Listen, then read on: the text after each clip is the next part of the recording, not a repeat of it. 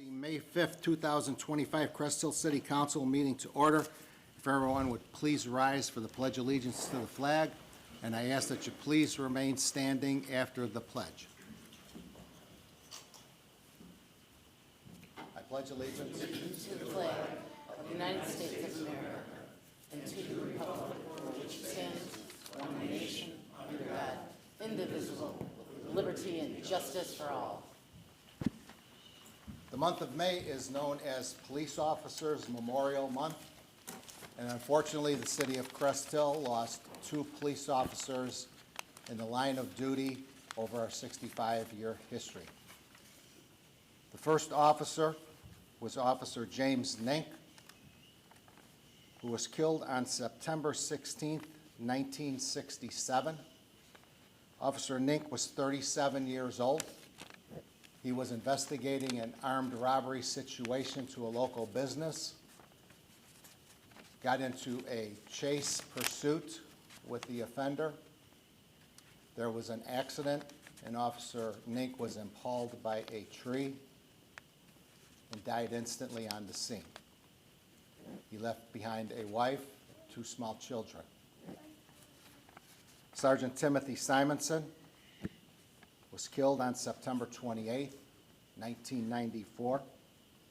He was 39 years old. Again, he was investigating an armed robbery situation from one of our local apartment complexes. They stopped the vehicle about 2 blocks from the scene.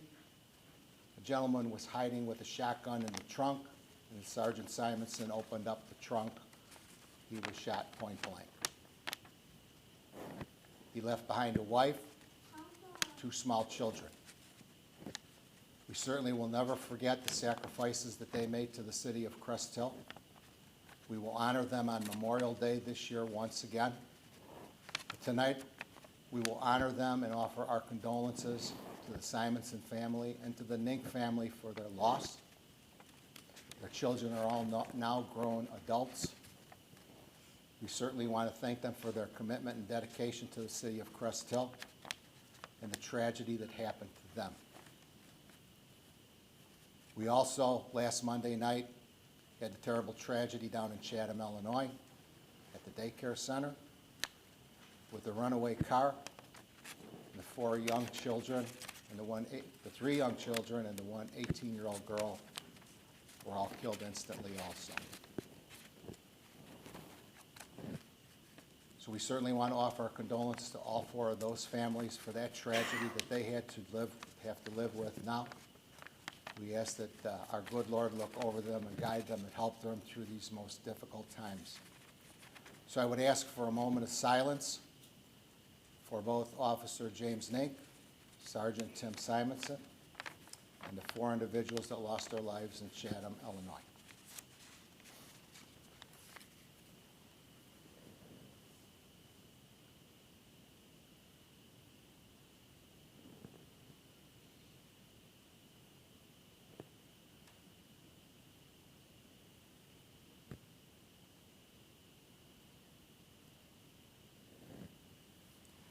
Thank you.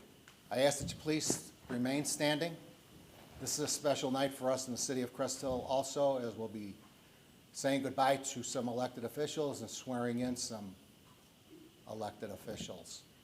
It's always been our tradition since I've been the mayor that we've had some type of clergy here for an opening prayer. So tonight I have asked, and graciously has been received by Deacon John Friend from St. Ambrose St. Anne's Parish in Crest Hill. Deacon John has been with us since both parishes merged a year ago in June. So he would like to say a few words and offer an opening prayer to the outgoing and the new and all the residents of the city of Crest Hill. Deacon John.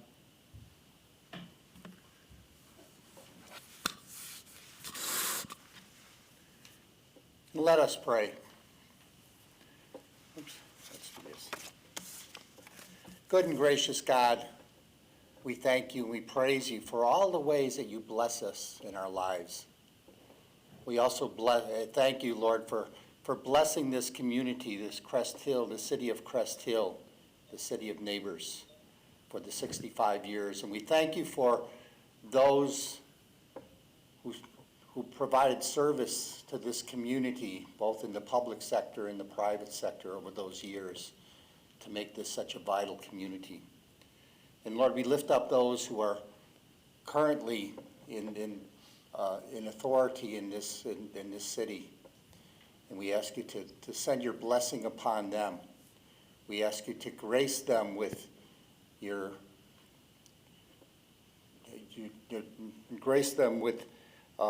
compassion and right judgment and wisdom, so that they might lead this community to even greater things. Lord, this is not only a city of neighbors, but we want it to be a city set on a hill, a light to this area.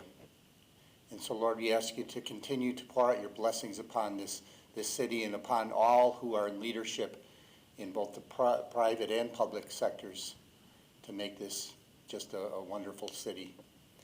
And we also pray, Lord, finally, that for this meeting here tonight, that this be a good time, that it be a time of healthy discussion that leads to a fruitful and a positive meeting. We ask all of this through Christ our Lord. Amen. Thank you, Deacon. Please be seated.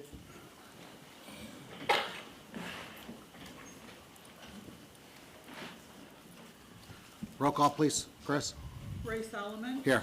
Glenn Conklin. Scott Dyke. Here. Jennifer Metzen. Here. Darrell Jefferson. Here. Claudia Gazal. Yes. Tina Oberlin. Here. Present. Mark Here. Sepiti. Here. Nate Albert. Here. And Joe Kubal. Here. Thank you.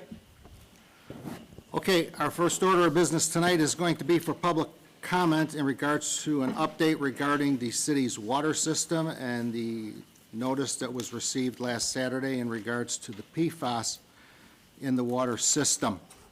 So I see that there are several people out in the audience tonight. So I am going to open it up with some comments first. And my comments are that we did not create this problem of the PFAS, but we are forced to deal with it. This is not only a problem for the city of Crest Hill. There were 47 other cities so far throughout Illinois. And to be frank, PFAS is a nationwide problem that has been infiltrated through all of the ground soil and the waterways throughout the United States over the past several years. We are taking this problem very seriously, and we are exploring all of our options to remediate this problem. We also have many concerns and are looking to the people with the knowledge and the experience to guide us. These individuals are some of our staff members, some of our consultants.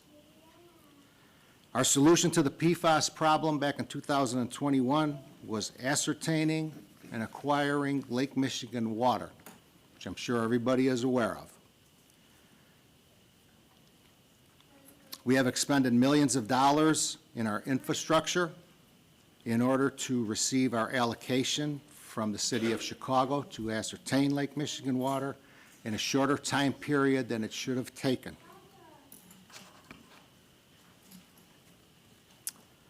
So tonight, I ask for your cooperation. I ask for your patience. We are going to have presentations from our consultant and our staff. Anyone that will wish to speak in regards to this topic will certainly have time after those two presentations are completed so that you can be heard. We will try to answer all the questions that we can this evening, and if we cannot answer the questions, we will do our homework and we will try to get the answers for those questions. With that, I'm going to turn it over to our consulting engineering group, Mr. Chris Ulm, to give a little bit more technical and detailed answers to some of the questions that we have received. Chris? Sure. Thank you, Mayor. Can everybody hear me okay? you can't, just speak up and let me know. The city currently uses 8 wells constructed into the Silurian Dolomite Aquifer. These wells are cased from 2 feet above ground at least, down to 50 feet below ground. Cased means that water in those areas can't get into the wells. And then they're open to the Silurian bedrock dolomite from that depth of around 50 to 60 feet down to about 300 to 325 feet. From 2015 until 2022, the city was making efforts to expand this shallow groundwater well field with the addition of new wells. There were environmentally sensitive habitats and potential interference with other wells outside of the community that delayed the addition of any new shallow wells. The environmentally sensitive habitats and the other wells limited the space that we could put more wells in significantly. During this time frame, it was also learned that chloride levels were increasing in the Silurian Dolomite Aquifer. This is believed to be from the addition of road salt for de-icing operations, that this whole region is seeing an increase in the chloride levels in this aquifer. So in 2019, the city joined neighboring municipalities and other users of the shallow wells to fund Illinois State Water Survey's study of the longevity of this aquifer as a source for potable water. In 2021, Strand Associates was retained to provide an alternative water supply evaluation. Also in 2021 is when IEPA began testing of the PFAS levels statewide in the wells, and they posted those results on their website. Maximum contaminant levels for PFAS had not yet been established by either US EPA or IEPA at that time. While not knowing what levels EPA would establish for PFAS, the analysis assumed that a treatment process would be necessary if the city remained on these shallow wells. It would have to be an advanced treatment process for treatment of this size, this small of a particle. So it's new technology that was necessary to treat this. The analysis of the alternative water supplies available to the city showed that the construction of additional wells and using advanced water treatment plants to treat for PFAS, among other contaminants, was over twice as costly as switching to treated Lake Michigan water supply. At the time of the study, treating the wells for PFAS was $175 million to $190 million, compared to $90 million for treated Lake Michigan water, as a member of the new Regional Water Commission that was forming. And at that time, the estimated timelines to implement all of that treatment or to implement all of the infrastructure needed to get water from the City of Chicago's Department of Water Management out to here, the timelines were the same amount of time. So in 2022, the city joined the Grand Prairie Water Commission, which is underway with that project to provide the commission members with Lake Michigan water by mid-2030. On April 10, 2024, last year about this time, the US EPA announced their final ruling on new PFAS maximum contaminant levels. And then on April 11th of 2025, IEPA published their amendments to state regulations and matched US EPA's limits. All right. Since the city was notified a couple weeks ago of the newly adopted IEPA regulations on PFAS, the city has been reviewing our options on how to address wells within our system that have PFAS levels above the new regulatory limits. Even though the new regulatory limits for the public water supply on PFAS are not required to be in compliance in 2029, we have been working as a team with our consultants, city water operators, and other staff on how we can reduce and or limit levels of PFAS in our water supply prior to that 2029 date. As part of our plan, we will work with the IEPA to coordinate and gain approvals from them for any temporary treatments the city offers. And anything that we do as temporary will have to be approved by them. We have put in place a plan to analyze and coordinate with the IEPA to review possible options to temporarily reduce or limit these pollutants as previously said. A final line memo report will be completed and presented to our city council in approximately 4 to 6 months. Some of the items that we are currently reviewing are as follows. 1, we are gonna look to do an interconnect our existing water supply with other surrounding communities' water supplies. We're gonna look at, with our operators, see if we can throttle or reduce down our water supply from the 2 wells that are showing the higher PFAS limits during non-peak times. The city is currently on schedule to have a new 2.5 million gallon above-ground storage tank constructed to meet the requirements of going to the new Lake Michigan water supply.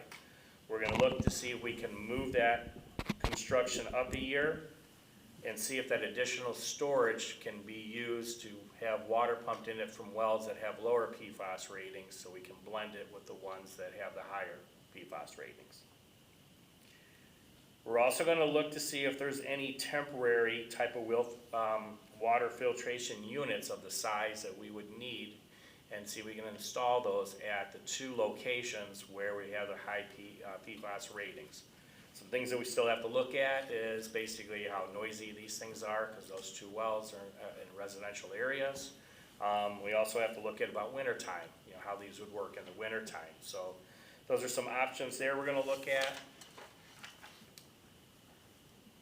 We're also gonna go and take a look at what is the option and the time frame to completely upgrade the 2 wells where these 2 high levels of PFAS are. Can get those online, and how long is it gonna take for us to do that. We're also gonna look at installing a potential of a deep well. We have identified a location where we were gonna install a shallow well a couple of years ago, and we decided not to do that with the move going to the city of Chicago water.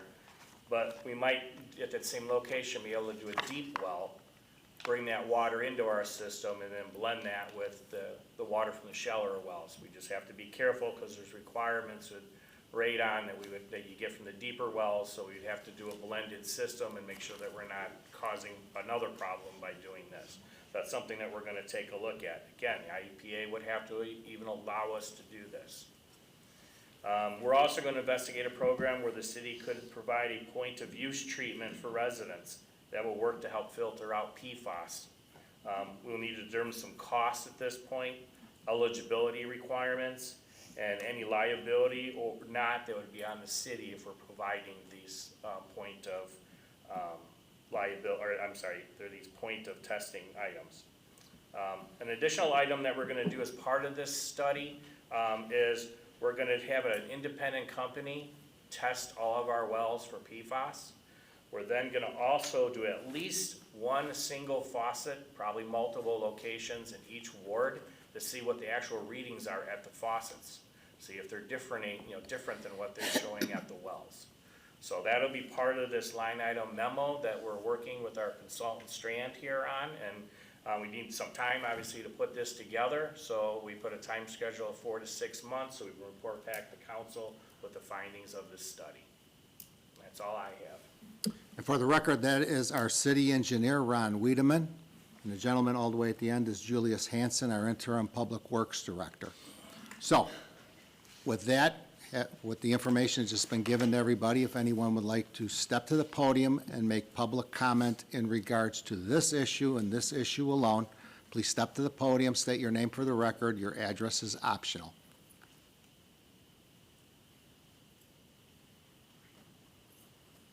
Ma'am? Hi, I'm Lisa Chapman, 2213 Ardagh. This is my first time attending one of these meetings in 27 years of living here. Thank you for the presentation. That was very helpful. And thank you, Mayor and Council, for taking this seriously. This question might be premature, but these remedies sound like they're going to cost money. And we all acknowledge we're in some difficult times right now. Do you anticipate increases to the water bills to pay for these remedies? Not sure at this time, Okay. but that's why we want to take our time and explore all of our options of the best way to go about this. You're right, some of these remediations would be highly costly. It was twice as much to remediate it in 2021 than it was to go to Lake Michigan water and bring fresh water out of the city of Chicago. So I think our plan was well executed and good. And then the EPA came up with these restrictions just a couple weeks ago, so it kind of put a monkey wrench in a lot of things. But we are 5 years away. We are just going to start groundbreaking to bring the 66-inch pipe from the south side of Chicago to Crest Hill and Romeoville first. So we have a plan. We are using the water rates to pay for this plan, and we're also putting millions of dollars into the infrastructure to be ready for Lake Michigan water. With that, any of the other three gentlemen, if anybody wants to jump in with any additional to try and help her with her question. Just to add on, as the mayor had said, at the end of this year, the city's going out for contracts to build our ground storage tank and our 2 receiving stations for this new real water that's coming in from Lake Michigan. So we have actively been doing our part, in order to get to the new water supply. As Ray said, the IEPA, just recently came out with this decision. There was no heads up. Nobody knew what was gonna happen. Didn't even know it was gonna come out this year. So, in the past, IEPA has taken kind of a long time actually to solve things like this, sometimes a couple decades. So it's kind of surprisingly fast for the IEPA to be this quick. As Ray said, we put a plan in place. We're following that plan, but with some of the concerns with, the date of 2029 that's on there, we're gonna go back and we're gonna take a look at some of these options again and vet them, get some costs associated with them so that we can inform our council and the residents of what some of the options are, so the decisions can be made in open public. Is there any insight as to why 2 of the wells are particularly worse than the others? Is it just an insidious thing? It just happens to get where it gets? Let me give some perspective on parts per trillion. PFAS is everywhere. PFAS is in the soil. PFAS is found in the blood of newborns. We all have PFAS in our blood. It's everywhere. It's in the air. When you're talking about a part per trillion, you're talking, there's 491 billion feet between us and the sun. So 1 part per trillion is essentially 6 inches between us and the sun. So when they can test the levels that low, it's hard, and we're talking about things that are in 12 to 13 parts per billion. So we're talking about contamination that is 6 to 6.5 feet between us and the sun. It's hard to tell exactly where that would come from because it's everywhere. Thank you. Lisa, I just want to tell you, since you're my neighbor, Hi. I just want to let you know that I have been deeply involved in this from day one, and I believe you when I tell you that I am extremely concerned and working diligently. I'm up on everything I can possibly be on this, and if you ever have any questions, you can just scoot on down a few houses. I know where to find you. Well, yeah, I'm home now. So I just want you to know that this is very close to my heart. And I'm always been a big environmentalist, but this particular thing, and my son, of course, is a Class A water operator in another city, so we're kind of a family with this. So anytime you have any questions, please don't hesitate. Come see me. All right. Thank you, everyone. Thanks, Lisa. Rupert? Hi, my name's Rupert Rodriguez, 2005 Market Street. I've lived there for 35 years. I've been drinking out of the faucet for 35 years. My concern or question is, how dangerous or how safe is it to continue drinking out of the faucet? Because I enjoy the water from the faucet, and I don't know what everybody's been complaining about, but as you still see, I'm still alive after 35 years. So something's well in the water. I just need to know how safe, or should I be concerned? Should I get a purifier or what? Well, I will say this, I've been drinking it for 67, going on So there you 68 go. years. I think if you're going to look for a reverse osmosis or a filtration system, I would just make sure that it's certified to take out PFAS Okay. and the PFO and the PFOA or whatever it is, the three that are all grouped in with this. And, you know, we have a filtration system at our house. It was just a $50 one from Home Depot, an Aquasana one. I don't know how well it works, but at least it's something. Well, the And- letter kind of scared me, kind of shook me up a little bit. Says, holy smokes, you know, I mean, it sounds like it was really dangerous, you know. So that's what kind of scared me. Chris or Ron or Julius, any comments?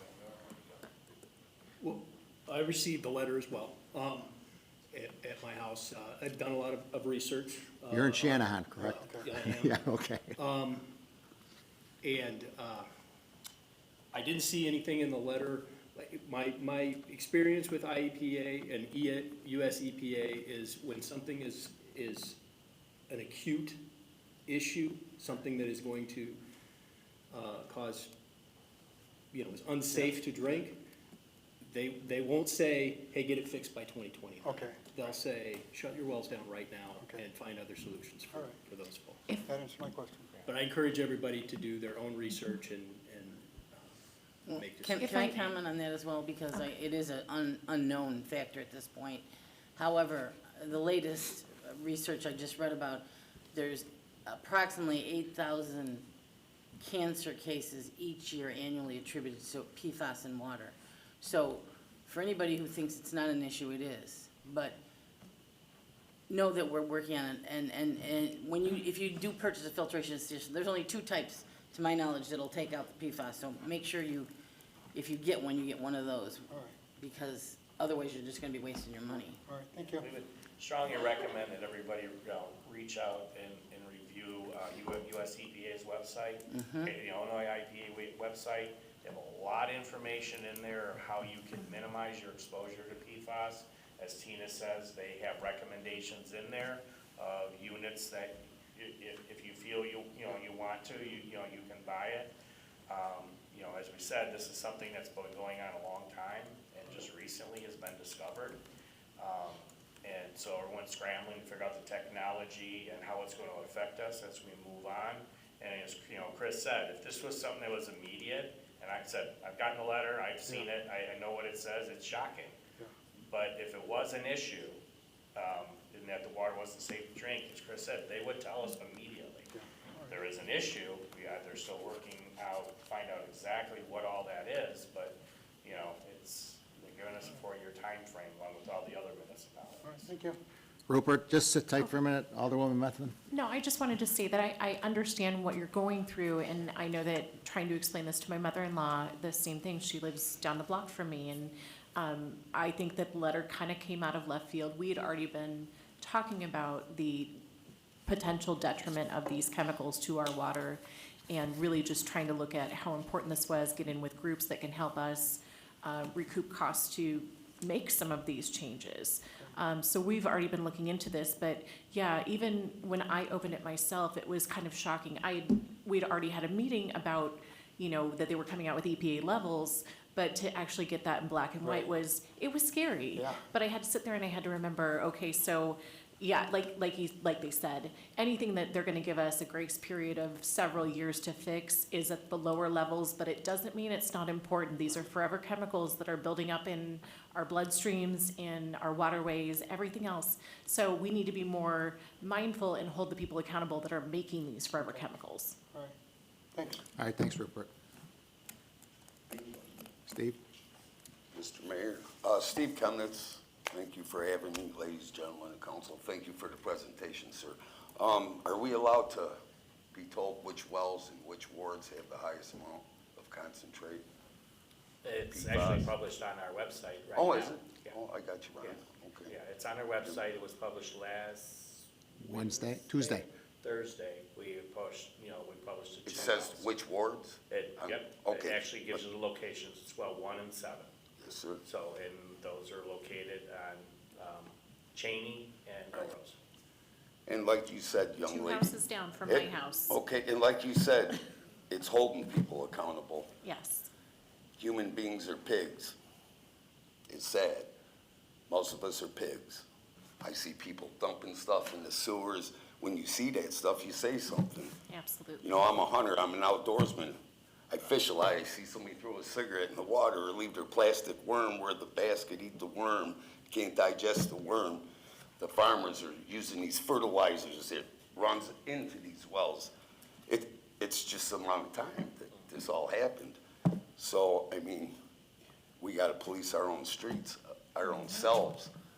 I mean, I smoke, I mean, and my wife came out, I flipped the cigarette out the window coming around Oakland. I stopped and went, she's like, what are you doing? I'm going to pick up my cigarette, because I never do that, and I did it, you know, but, yeah, people are just, you know, it's the runoff from Stateville, all them years, they had sludge and stuff, and like you said, the road salts, I think that liquid stuff is a little bit better than the road salt, is why we're switching it at, what I've been told, but, all right, that was published on the, thank you. Yeah, it's on our That's all I website. got. Any questions, you can reach out. Yes, sir. Thanks, Steve. Anybody else?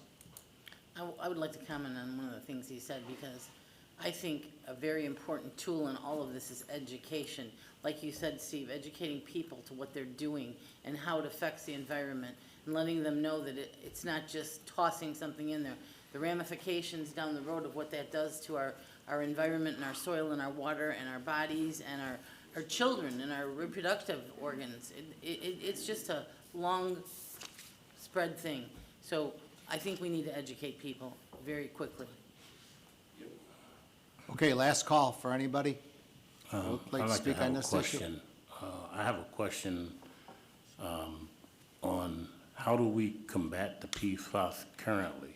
Because we still have things like chlorine and fluoride in the water as well. So how do we treat the water before it gets to the resident's house to try to combat these forever chemical problems? That's the study that we're looking at right now, to see what options are available that will be cost-effective and also effective, and allow, and the EPA to allow us to do.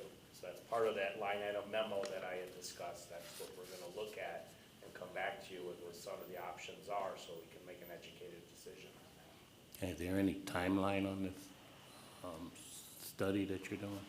4 to 6 months is what we need to get that completed. Yeah, because we gotta coordinate with the IEP. Yeah, the coordination of the IEP is gonna be most of that time lag that we have on this. Okay, because I know what Alderperson Oberlin said about the cancer rate, that, and, you know, we have individuals with health issues currently, and some people that are perfectly healthy that may develop health I mean, issues. because so- there's nothing we can immediately do tomorrow to stop it. Whatever we do is gonna cost a lot of money. And I'm not saying it's not worth it, it's worth it, it's just we need to study and find out what the best option is for us to proceed with.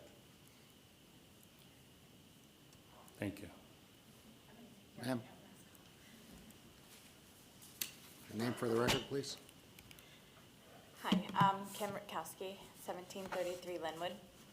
I know that you mentioned that you were looking at temporary options because of the wells, because we also have in place that we're going to be doing Lake Michigan water. If the forever chemicals are everywhere, then they're probably in Lake Michigan as well, and they may continue to get higher. So are we looking at not temporary issues for future things as well?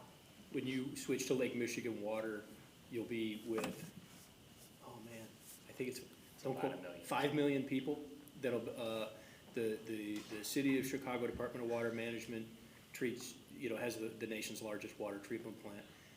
If PFAS, their intakes are very deeper than any other intakes in the lake, and that's why they haven't experienced problems yet. If and when they do, they would have to put treatment in, and your cost would be distributed over, I think, 5 million people. Right.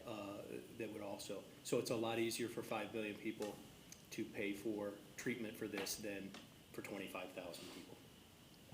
So once we get Chicago, or Lake Michigan water, we are at the mercy of Chicago. They We would really have to have treat the no water to individual municipality control. They have to make, they are required to provide compliant water when they sell it to their customers and other municipalities that they sell to.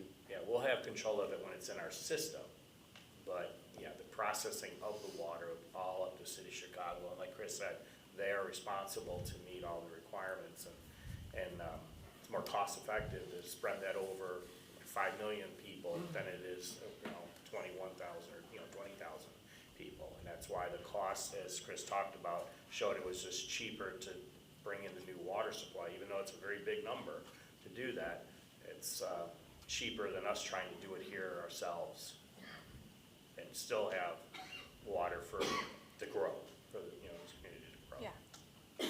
Just your name again for the Oh. record? Kim Rutkowski. Okay, thank you. Want me to spell it? Kim, just to Yeah. mention, I don't want to speak for the rest of the city council members, but in 2021, when we decided to go to the Lake Michigan supply, a lot of it had to do with these forever chemicals, not just because of PFAS, but the future of whatever forever chemicals could come down the road. Right. And like Chris said, they're being treated, and the costs are being shared between 5 million people. So, I mean, I believe they have found PFAS in Lake Michigan water. Yes, It's just they been have. indexed, so Yeah, and that was, just trying to be proactive at that time to not only combat the PFAS, but anything else that comes down the road. Okay. Okay, thanks, Kim. Thanks. All right, last call from the audience. Anybody? All right, let the record show no one else has approached the podium. I'll turn it over. Any questions or comments from city council? I just want to make one quick comment. When I first moved in Crest Hill, I had the water testing, and it was bad back then. If it was bad back then, it's worse right now. And the city is doing whatever we can to fix this. But in the meantime, I invested in my home, not only in the reverse osmosis under the sink, in the whole entire house.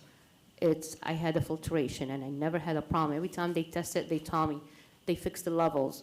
And that, my recommendation, I know not everyone has that kind of money, like to quote, but your health comes first.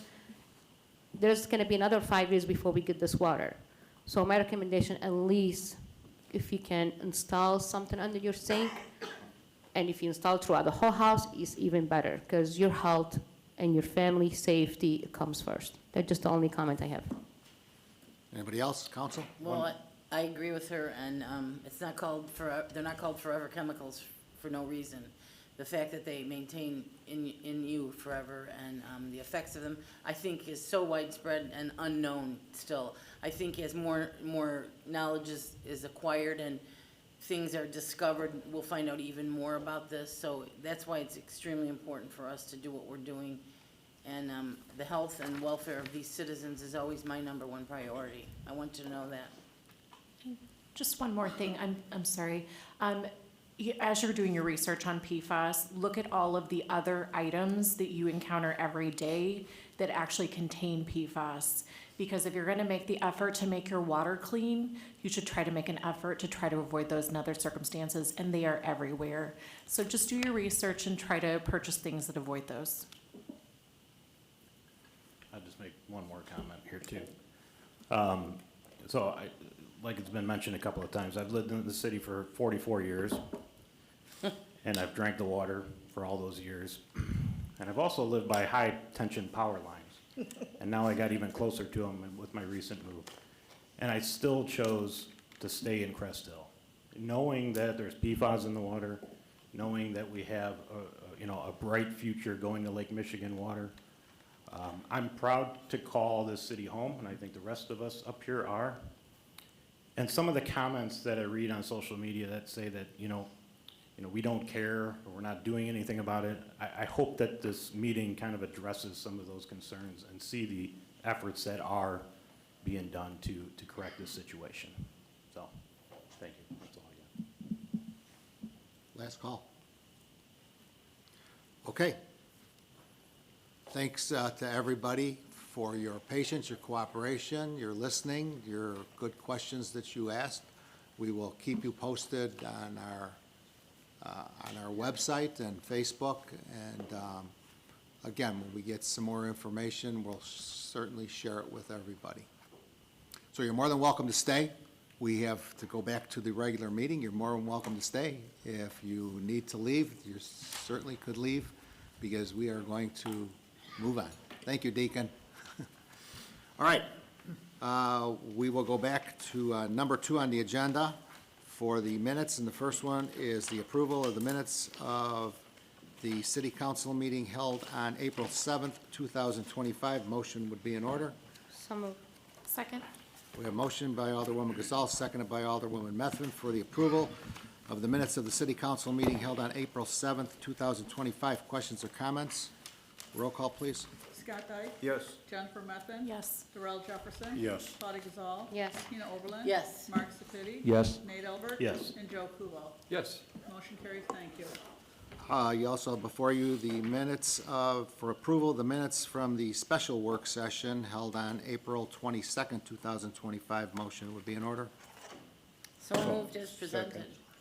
Motion by Alderperson Oberlin, seconded by Alderman Jefferson for the approval of the special work session minutes of April 22nd, 2025. Questions or comments? Roll call, Chris. Jennifer Methvin. Yes. Darrell Jefferson. Yes. Claudia Gazal. Yes. Tina Oberlin. Yes. Mark Sepiti. Yes. Nate Albert. Yes. Joe Kubal. Yes. And Scott Dyke. Yes. Motion carries. Thank you. Asking for approval of the minutes from the special work session held on April 29th, 2025. Motion would be in order. So moved. Second. Motion by Alderwoman Gazal, seconded by Alderman Albert for the approval of the Dyke. special work session held on April 29th, 2025. Questions or comments? Roll call. Darrell Jefferson. Yes. Claudia Gazal. Yes. Tina Oberlin. Yes. Mark Sepiti. Yes. Nate Albert. Yes. Joe Kubal. Yes. Scott Dyke. Yes. Jennifer Methvin. Yes. Motion carries. Thank you. And finally, the approval of the minutes of the work session held on April 14th, 2025. Motion would be in order. So moved. Second. Motion by Alderman Jefferson, seconded by Alderperson Oberlin for the approval of the work session, or the work session minutes of April 14th, 2025. Questions or comments? Roll call. Claudia Gazal. Yes. Tina Oberlin. Yes. Mark Sepiti. Yes. Nate Albert. Yes. Joe Kubal. Yes. Scott Dyke. Yes. Jennifer Methvin. Yes. Darrell Jefferson. Yes. Motion carries. Thank you.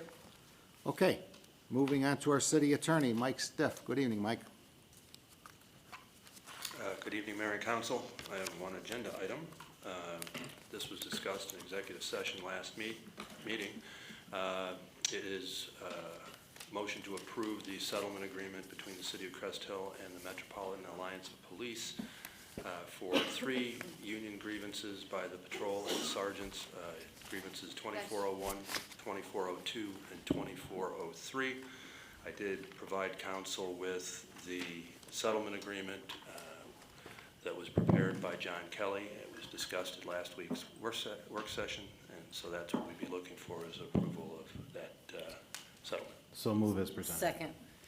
We have a motion by Alderman Albert, seconded by Alderperson Oberlin for approval of a settlement agreement between the City of Crest Hill and Metropolitan Alliance of Police for grievances 24-01, 24-02, and 24-03. Questions or comments of the motion?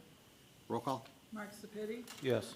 Nate Albert. Yes. Joe Kubal. Yes. Scott Dyke. Yes. Jennifer Methvin. Yes. Darrell Jefferson. Yes. Claudia Gazal. Yes. And Tina Oberlin. Yes. Motion carries. Thank you. Other than that, I'm happy to answer any questions, but that's all the agenda items I have. Any questions of City Attorney? All right, thanks, Mike. Moving on to City Administrator Tony Graff. Good evening, Tony.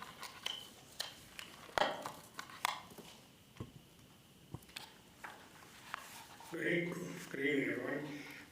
If you have a copy of my updated report, well, I'll actually turn this over. The first one is the community development update from the director, Patrick Unsworth. Patrick, want to take that one over?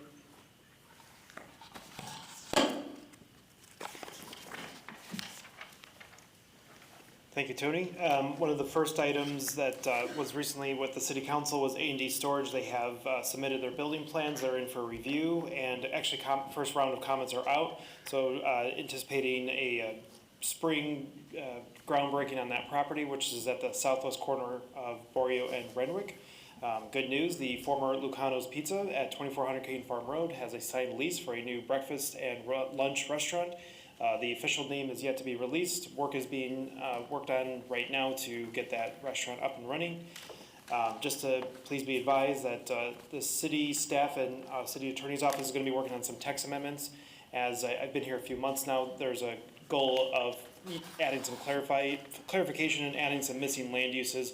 That Plan Commission of June 12th Plan Commission meeting will see that text amendment case, and the text amendment will come to City Council in a subsequent meeting. Also, just wanted to note that the JRB met last week. That's the annual joint review board for the two TIFs. There's one terminated TIF that was also present, and several of the taxing bodies discussed that at on the Tuesday meeting. And thank you for the one public member that came, Tina Oberlin. That's all I have.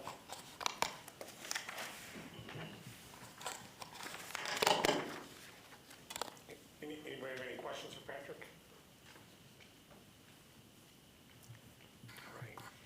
All right.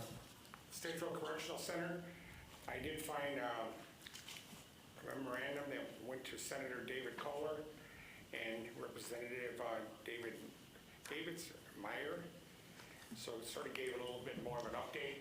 It came directly from the director, LaToya Hughes. It hasn't really done much except talking about that it's still moving forward, and they are looking at plans for the closure and reconstruction of Stateville. So at least we've got some new information that says they're still active and they're working through trying to find their design and architects for the next phase of their quest to develop that property. The BL2 fire incident, we did finish the cover letter and delivered that to BL2 in regards to reimbursement for the cost that fire on November 1st, and also not just the manpower, the water, but also the repairs that we had to water mains from the excessive pressure that when it got released from the fire hydrants. It definitely caused damage in our water mains. So the job announcements, and that letter was sent also to Mike Stiff. So we'll be monitoring and waiting to see if they respond. I do know that the fire district has sent them their letter too. They've done their second response to them, asking for funds for all their work. So we'll keep you updated. Job announcements. The new building inspector starts this week. The city administrator search, the last 4 candidates did do their tours, and were introduced to employees and departments heads, and also visited the facilities. So all 4 of them were here for almost 3.5 hours. So it was they're very appreciative of getting the back office tour of facilities and talking to and accessible to all employees. So it was very interesting for all 4 of them, they said. Director of Public Works, job announcement is out there. We're looking at a closing date, May 16th. We're still looking for some summer laborers for part-time seasonal workers, even though it says we're closing in April. Applications are still being accepted, and they can get those on the website. We advertised another job. We had that utility operator resign, and resign and went to another city. The Public Works job announcement has been posted on the website, and HR is out sending out the other job ads for recruitment. Water meter replacements still ongoing.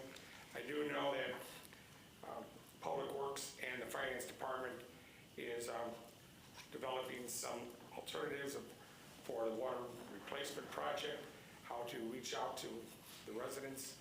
I think we're still in that 60 residents that still need to be, we need new water meters to get replaced. Places for eating tax, we are working on the delinquent businesses.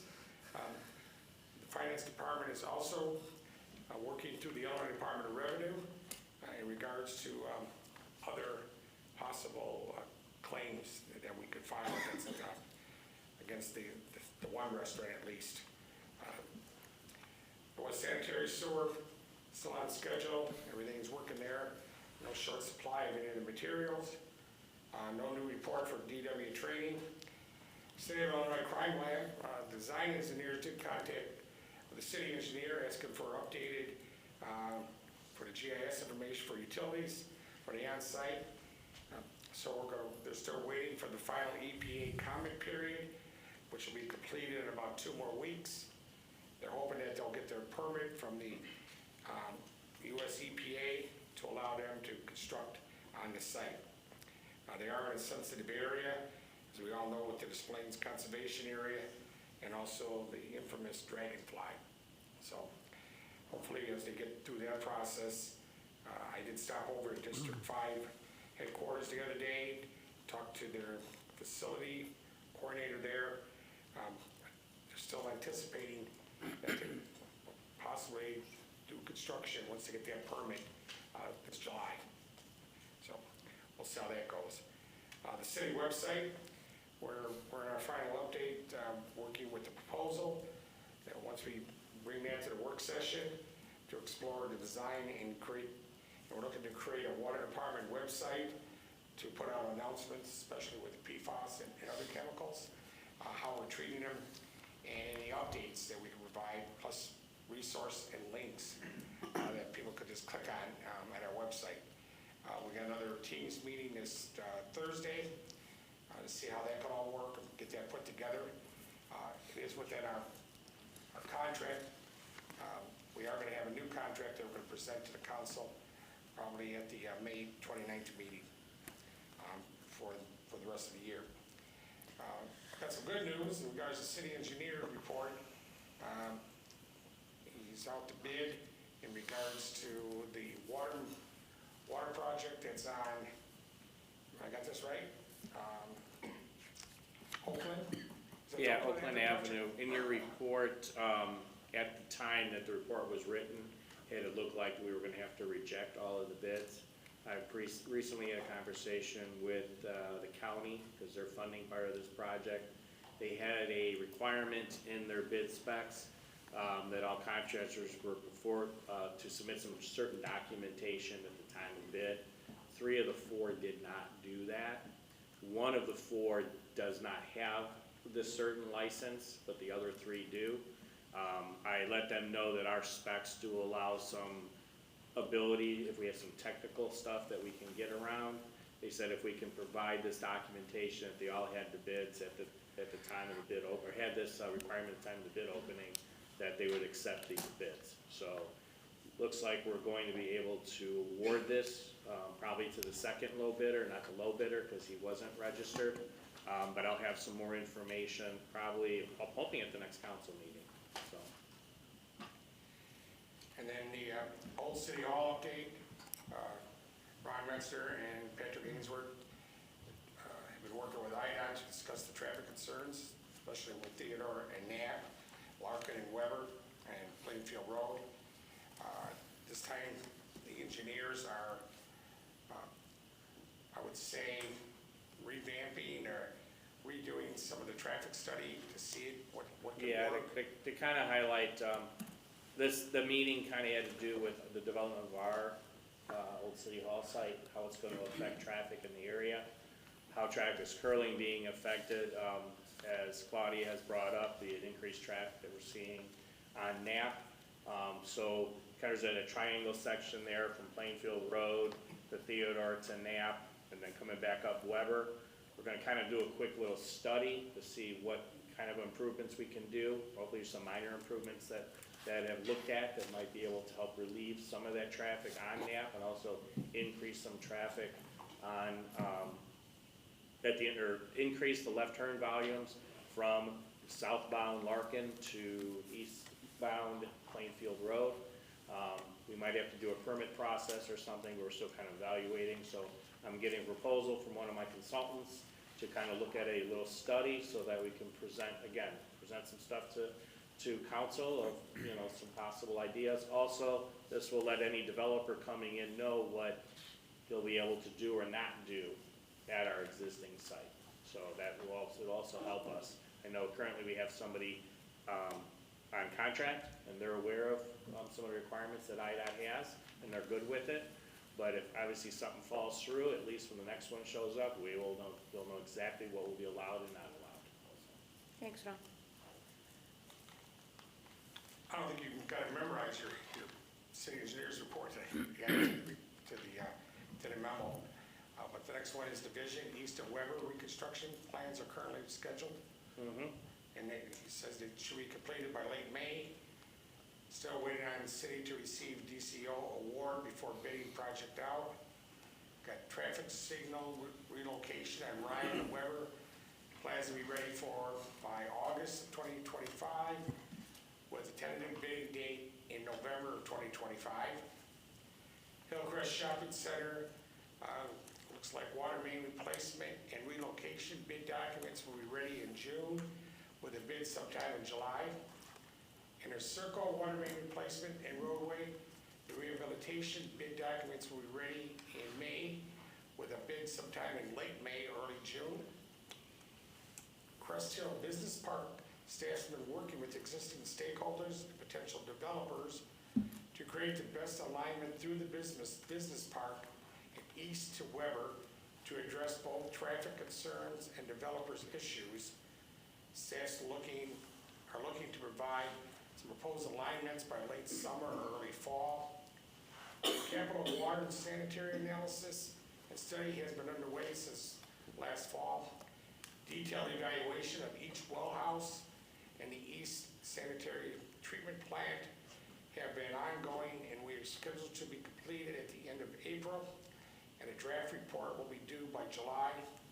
This report will be used to determine future repair and maintenance projects. Caton Farm Road water main for the Grand Prairie water crossing. Bid documents to be ready for bidding in May with construction during summer and fall of 2025. Design has been modified to move the water main to the south side of Caton Farm to eliminate discussion with the DOC on easements. Required easements along the south side of Caton Farm to be finalized prior to construction starting.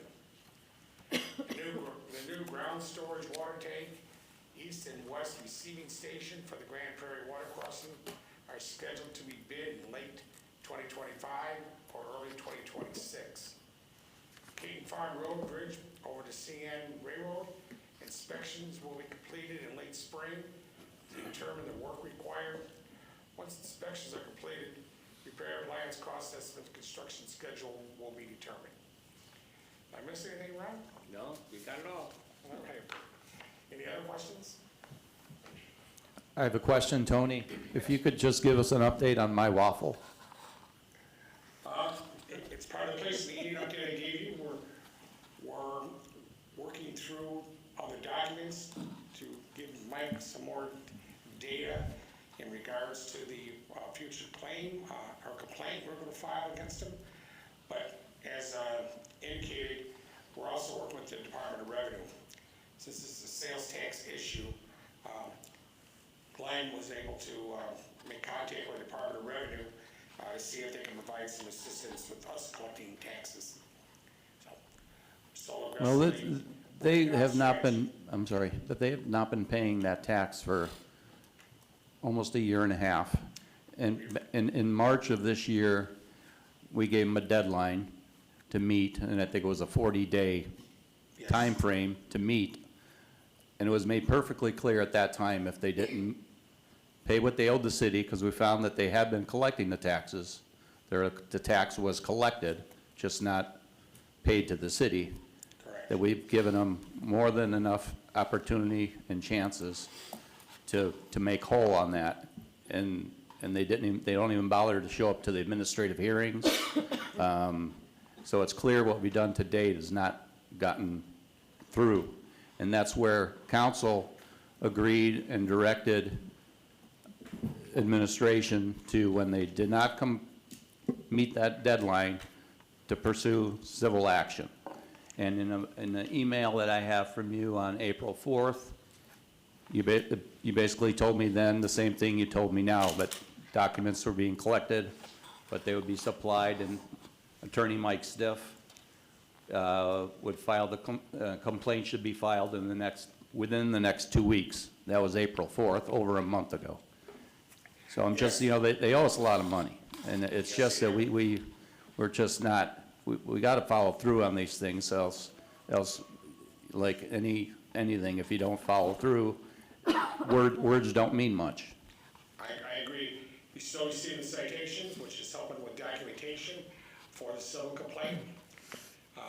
Like I say, we found out some more information, and we're anticipating that with that new information in regards to not paying taxes, that there's possibly an avenue that the State Department of Revenue can get involved. Not that I don't want to pay my stiff to write the complaints up. If the Department of Revenue will get involved, they have a little bit more authority in regards to businesses that don't pay taxes. So we're anticipating to see if that could be another avenue. If it's not going to be an avenue that they're going to get involved, then we're going to paperwork ready to go to Mike to file the complaint. But once we file that civil action complaint, we're looking at thousands of dollars of legal fees. If we can get the state to do our heavy lifting, we'll pay them nothing. So. Well, in the places for eating tax ordinance, it states if there's any violations and a business is held accountable for unpaid taxes, that they're also accountable for attorney's fees. Correct. So that shouldn't be a discouraging part of it. It's an option we're exploring, and we're hoping that we'll have some answers from the Department of Revenue, and then we got everything being prepared for Mike to write the complaint. When should we know about the avenue with the Department of Revenue? I would think in the next 7 to 10 days or sooner. I would say sooner than that. Could we get a report from when you hear however that goes? Yes, the reason I don't want to necessarily discuss this because this could be a legal matter and I don't want to give away, our hand, so to speak. But if you'd like to talk, privately, I would do that. But because this is a public forum, I don't want to give the opposition, our game plan, so to speak. Guys, we'll keep you, anything we hear, we're also exploring other Department of Justice avenues that we could maybe file in regards to, I won't say anything else, we'll leave it at that. And we can do this, we can do this communication offline, or excuse me, online versus on TV. Especially at the stage when we're involving legal action. Okay, any other questions for Tony? All right, thanks, Tony. Moving on to our Public Works Department, our interim Public Works Director, Julius Hanson. Julius? The Public Works Department has nothing to report this evening. Any questions of Public Works? Thank you. City Engineer, Ron Wiedemann. Good evening, Ron. I do not have anything on the agenda tonight. My comment, Tina, if you finally got Comcast to clean up that broken pedestal that was at the Oh, really? corner. Yeah, it's finally I cleaned didn't up. leave my house today until now, So so. it's finally cleaned up. They still have it at ground level, but all the garbage is gone. Well, thank you for that. It took a while. Unfortunately, in between something, it knocked out my phone service, and so I have to talk to the lovely people at Comcast. But that's all I have. Unless Thank there's you. questions. Any questions, Ron? All right, thanks, Ron. Community Development, Patrick Ainsworth. Good evening, Pat. Thank you, Mayor. Good evening. There's one item on the agenda, which is a request for a motion for the City Council to consider to deny the request for a permit fee waiver for 20635 Renwick Road. Building Commissioner Don Seaman was here last week at the work session at the request of Roger Chavez. He's the property manager for Keaton Property Management that manages that shopping center on Renwick. Work was done without a permit, and as you see in the attached memo dated for today, there was a timeline of when the staff found work done without a permit. They have come in for that permit, and the permit's ready to be issued, but with the fee attached, the applicant is requesting that fee to be waived. Staff is not recommending the City Council to approve that request. So I'm happy to answer any questions anyone may have.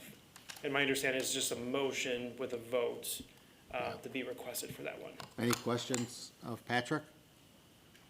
I don't, I have a question for you, but I'll have to wait till we go to old business. So I hope you stick around for that. I don't see Roger Chavez out there. Roger, are you here? No? Any questions from city council? All right, I would ask for a motion to deny the request for penalty permit fee waiver request for 20635 Renwick Road. So moved. Second. Motion by Alderwoman Gazal, seconded by Alderman Jefferson, to deny the request for the penalty permit fee waiver request to Roger Chavez for 20635 Renwick Road. Questions or comments?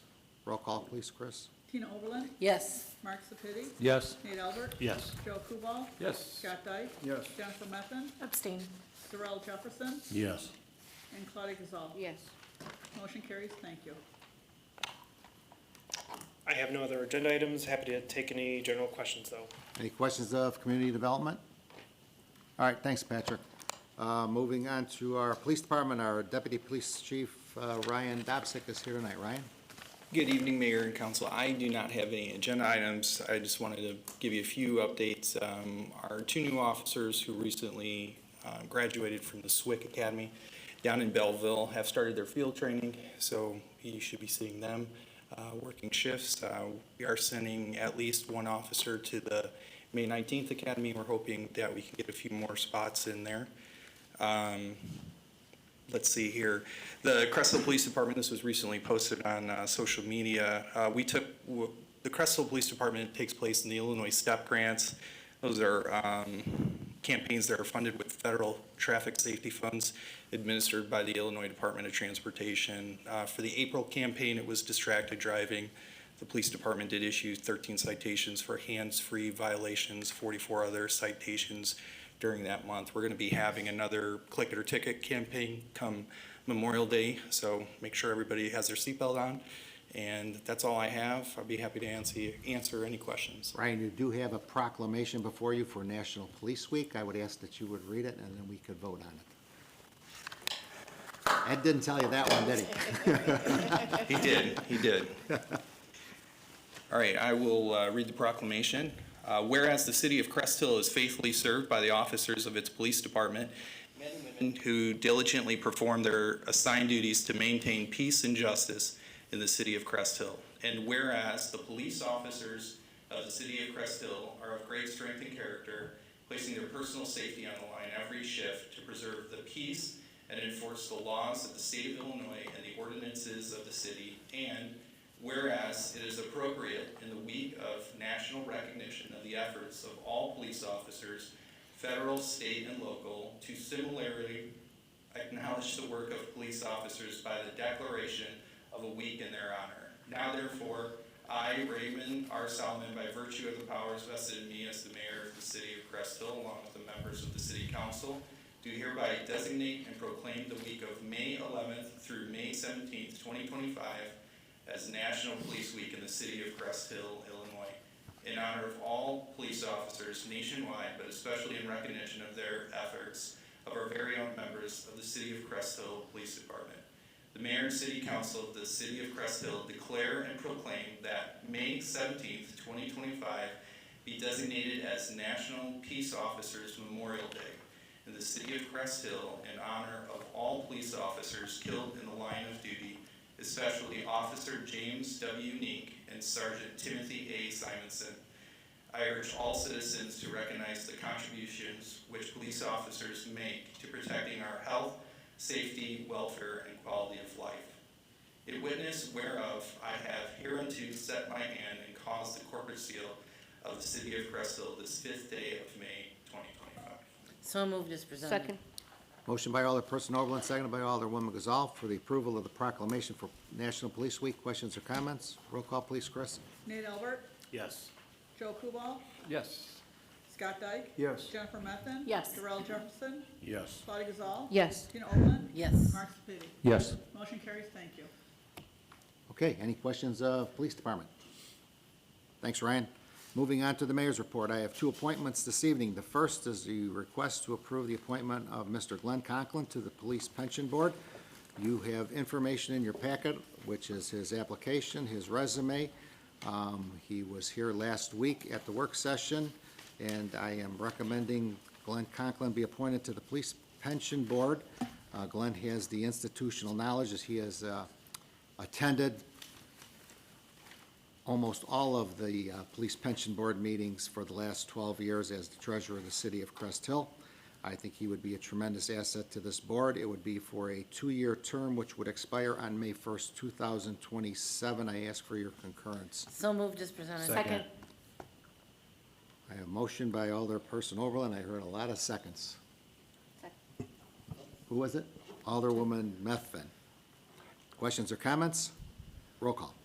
Joe Kubal, Yes. Scott Dyke, Yes. Jennifer Methvin. Yes. Darrell Jefferson, Yes.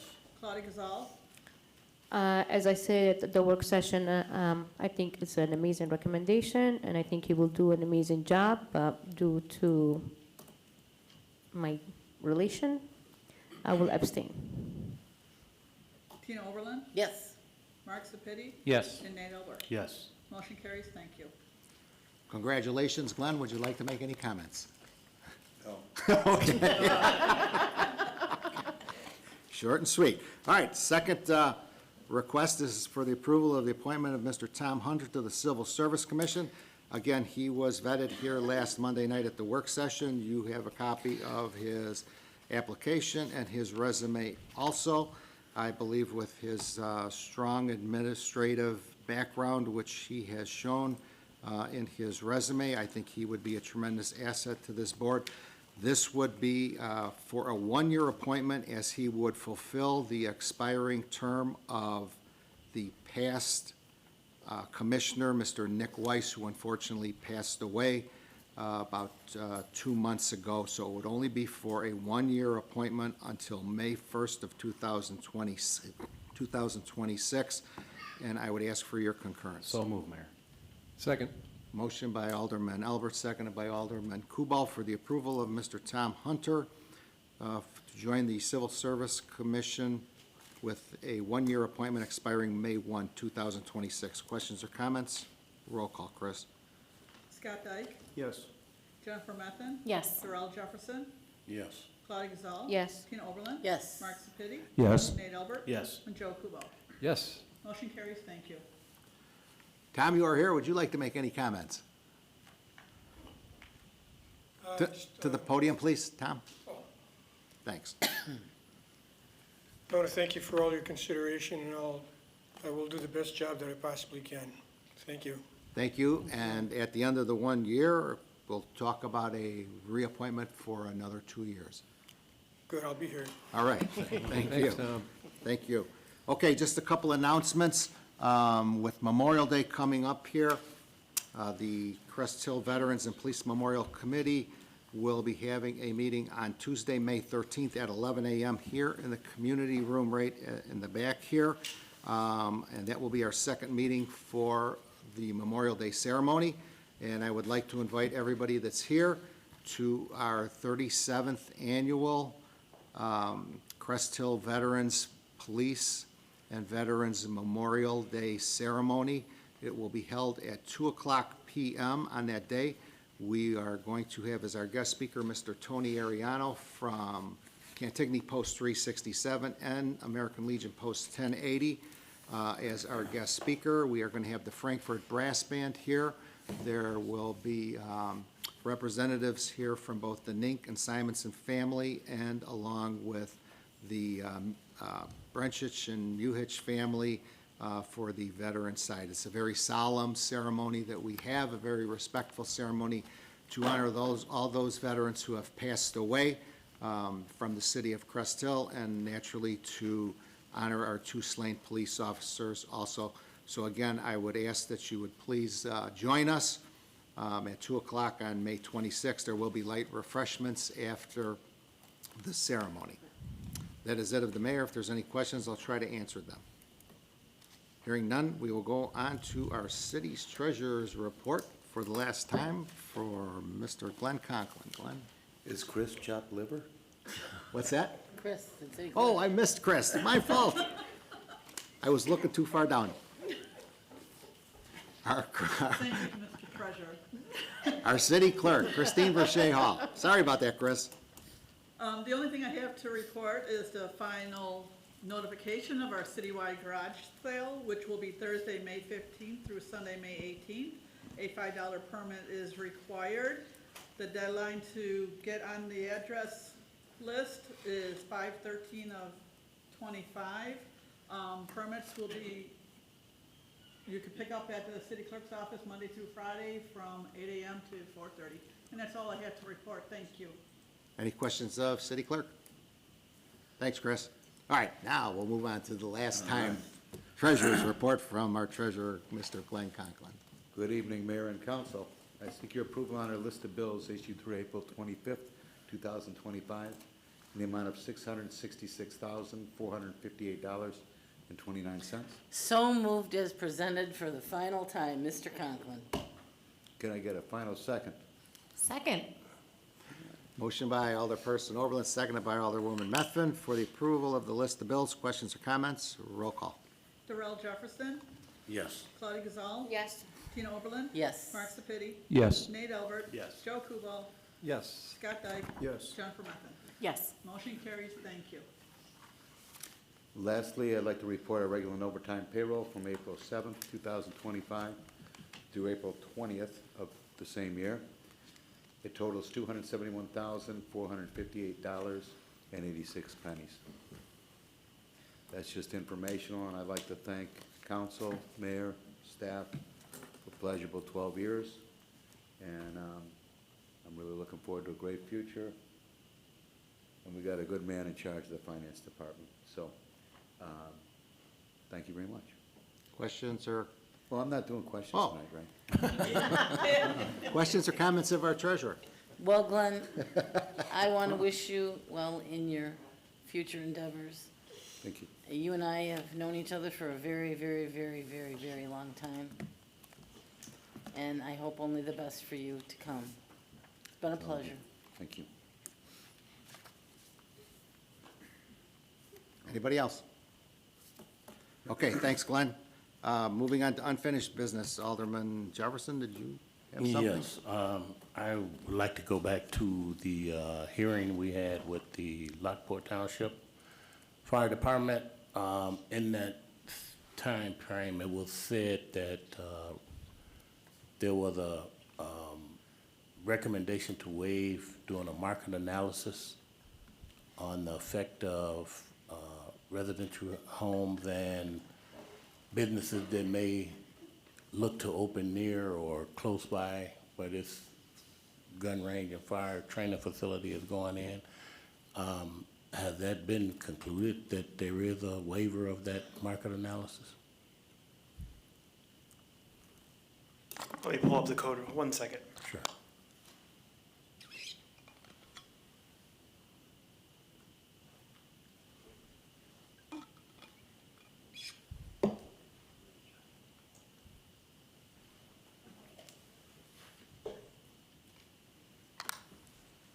The ordinance that was passed included the waivers of all of the requested waivers, which was for the market report and the school report. Yeah, so under 10, section 10.3-2 for the PUD, I'm just gonna read this out loud real quick. Gotta pull it down. So, market analysis, depending upon the type of land uses proposed to be included in a plan new development, information shall be provided for one of the following categories. Plan new development proposed to contain any residential use shall require submission of at least following market data.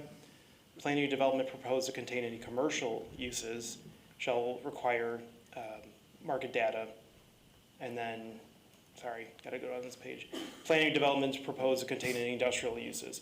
So this was an institutional use. This was a government use. We don't have any market data requirements for institutional or governmental uses. The code is very clear on the 3 types that would require a market analysis. Hence, when Ron Metzer and I reviewed these cases, they did not fall within those 3 land use categories. Hence, they did not require a market analysis. And this ordinance was, is this a recent ordinance or is this one that's been on the book for a while? Well, I've been here 4 months, but to my knowledge, this has been an established ordinance in the zoning ordinance for at least since 2018. Are you talking about the ordinance that is in our zoning code, or the ordinance that you passed on the night of The night of. On the night of, the ordinance that was presented to you that was passed included all of the waivers in addition to the text amendment. It also included the special uses and the ancillary use. So everything that got passed on that night included the waivers. Okay, and I would just like to say that I had my own personal market analysis done, and the impact is, if we ever get to 200 acres that would be adjacent to this facility, you would be very limited in what would go there because it's not a very marketable entity based on what we voted on to go there. Secondly, the negative impact on the residences close by is -6% over the next 3 years. And it, depending on how the facility is built, how it's maintained, and what else goes up around it, that impact could be a ±10. I just wanted to bring that attention to everybody's, I just wanted to bring that information to everybody's attention.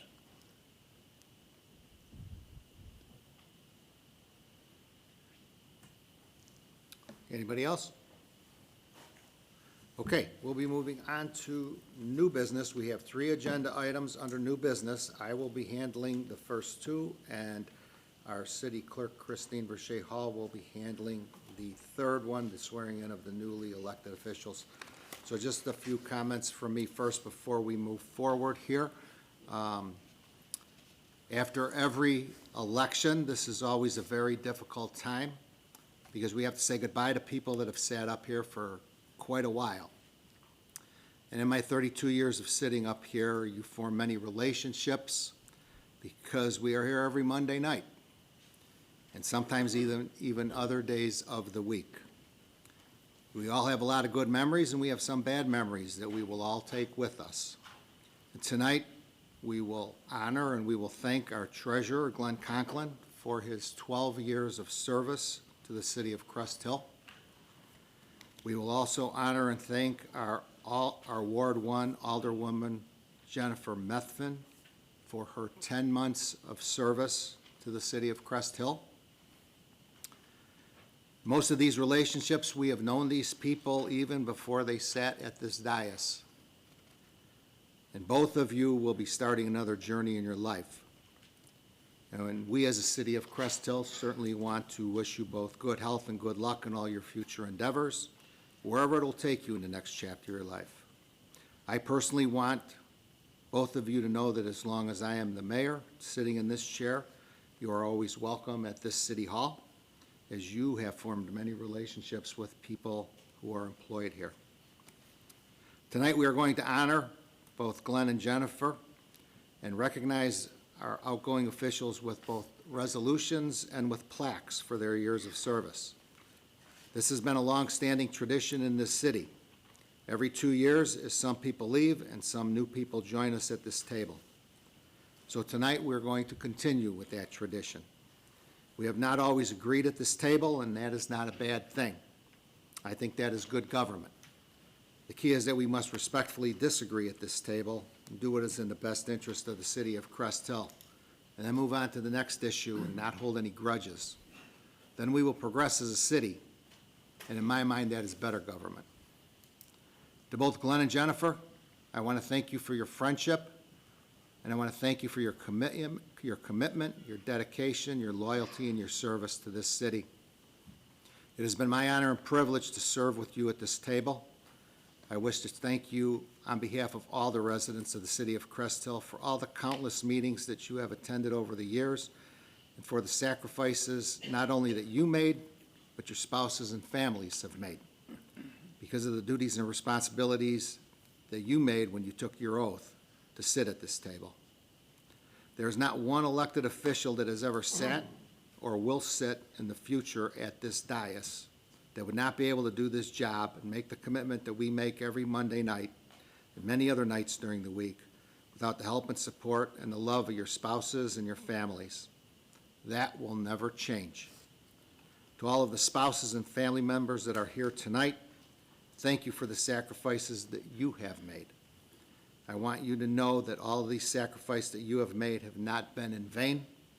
Your sacrifices have improved the quality of life in the city of Crest Hill, and I thank you. We will now begin the farewells to both of our outgoing officials, and we will keep the tradition of welcoming the newly elected officials with respect and professionalism. With that being said, I would ask that Alderwoman Gazal join me at the podium for the next item on the agenda.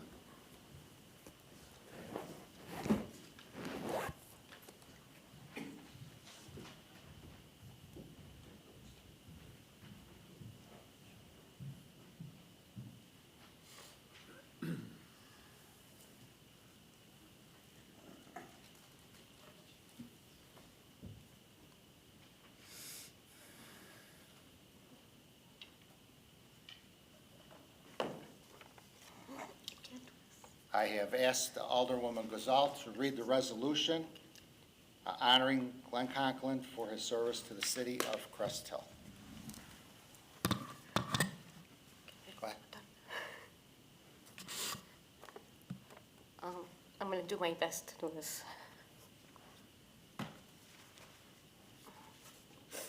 Resolution 1300, a resolution honoring Glenn A. Conklin for his service to the city of Crest Hill.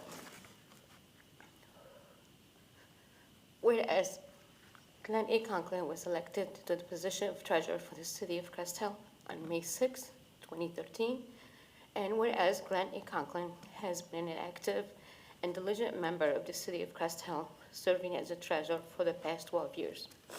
And whereas Glenn A. Conklin, a treasurer, is most proud and successfully investing monies of the city reserve, facilitating improvement in the city of Crest Hill, police pension funding with the help of the city council, and building strong relationship between the treasurer's office and the elected officials. And whereas Glenn A. Conklin has served the city of Crest Hill as a treasurer of the City of Crest Hill Veteran Police Memorial Committee for the past 8 years, and he has agreed to continue to serve in that capacity. And whereas Glenn A. Conklin has earned the gratitude of the citizens of Crest Hill, his dedicated efforts to make the city of Crest Hill a better place to live. Now, therefore, be it resolved by the mayor and the city council of the city of Crest Hill as follows. Section 8. Section 1. The mayor and the city council offer their congratulations and profound expression of thanks to Glenn A. Conklin for his years of dedicated service to the city of Crest Hill. Section 2. The mayor and city council extend their best wishes to Glenn A. Conklin for a productive and joyous future, for his continued success in whatever endeavor he chooses. Section 3. The Crest Hill City Clerk is directed to forward a certificate copy of this resolution to Glenn A. Conklin and to make an original of his resolution available to the members of the general public during normal business hours at the Crest Hill City Clerk's office. Resolved this 5th day of May 2025, Christine Verche Hall, City Clerk. Approved this 5th day of May 2025, Raymond R. Sullivan, Mayor. So moved as presented. We have a motion by Alderperson Overland, seconded by Alderman Dyke, for the approval of a resolution honoring Glenn A. Conklin for his service to the city of Crest Hill. Questions or comments? Roll call. Jennifer Methvin. Yes. Darrell Jefferson. Yes. Claudia Gazal. Yes. Tina Oberlin. Yes. Mark Sepiti. Yes. Nate Albert. Yes. Joe Kubal.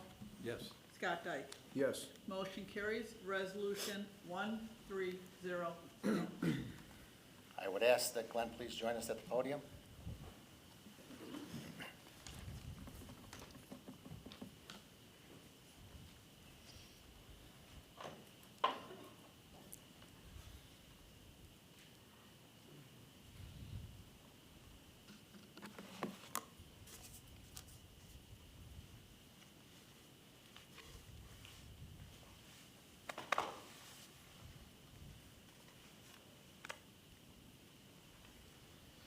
is my honor and privilege to present this copy of this resolution to Glenn Conklin.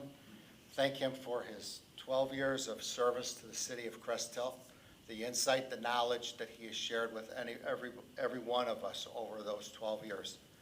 And again, a person that was here every Monday night for all the meetings. So we want to wish you the best of luck and all your future endeavors. And now that you're going to be on the police pension board, you're still going to be around. So I want to present that to you. And also, we have with us this plaque in recognition, presented to Glenn A. Conklin, City Treasurer, May 6th, 2013 to May 5th, 2025, for your outstanding service, hard work, and dedication in the city of Crest Hill. Thank you, Mayor. Thank you. It's all yours.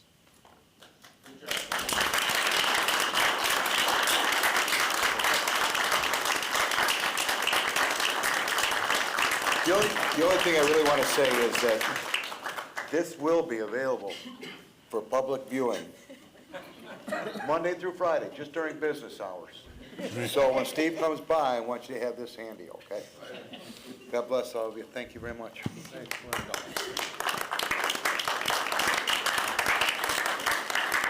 Wait a minute, Glenn. You can't step down Hang on, yet, Glenn. We got any comments from city council? You can't step down. This isn't a roast. Oh, yeah, no, we're gonna get into that. I've known Glenn since, I don't know, I was a young teenager, I guess, when I first started interacting with Glenn. Yeah, no. It's gotta be, Statute of limitations. privately, one of the most generous business owners I think I've ever dealt with in this city.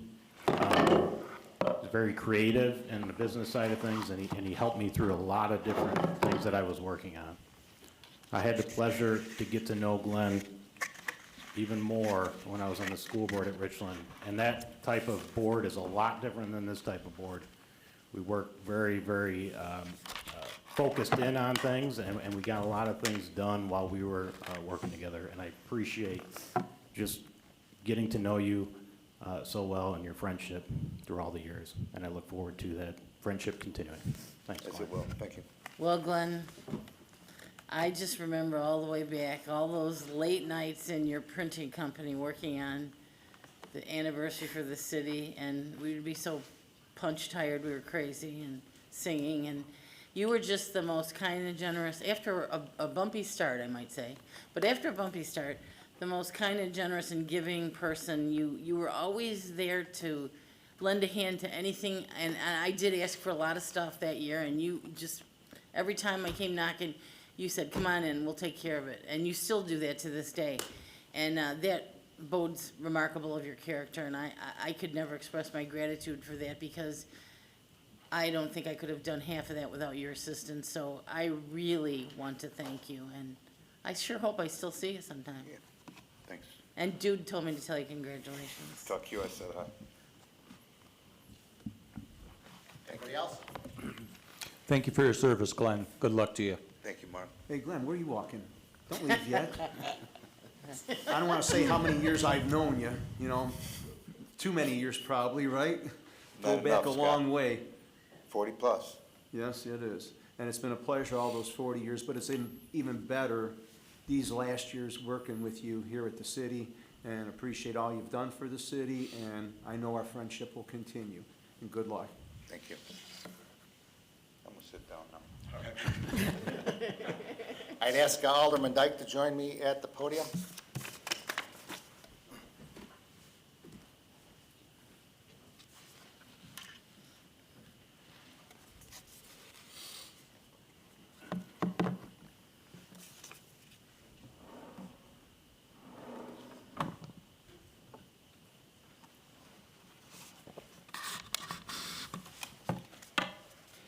This would be a resolution honoring Jennifer L. Methvin for her service to the city of Crest Hill as Alderwoman in Ward 1. Thank you, Mayor. Resolution 1301, a resolution honoring Jennifer L. Methvin for her service to the city of Crest Hill. whereas Jennifer L. Methvin was appointed to the position of Alderwoman Ward 1 for the city of Crest Hill on July 1st, 2024. And whereas Jennifer L. Methvin has been an active and diligent member of the city of Crest Hill Council, serving as Alderwoman Ward 1 for the last 10 months. And whereas Jennifer L. Methvin has participated and involved herself in discussions and decisions of the city council during her tenure, and whereas Jennifer L. Methvin has earned the gratitude of the citizens of Crest Hill for her dedicated efforts in improving their quality of life and making the city of Crest Hill a better place to live. Now therefore be it resolved by the mayor and city council of the city of Crest Hill as follows.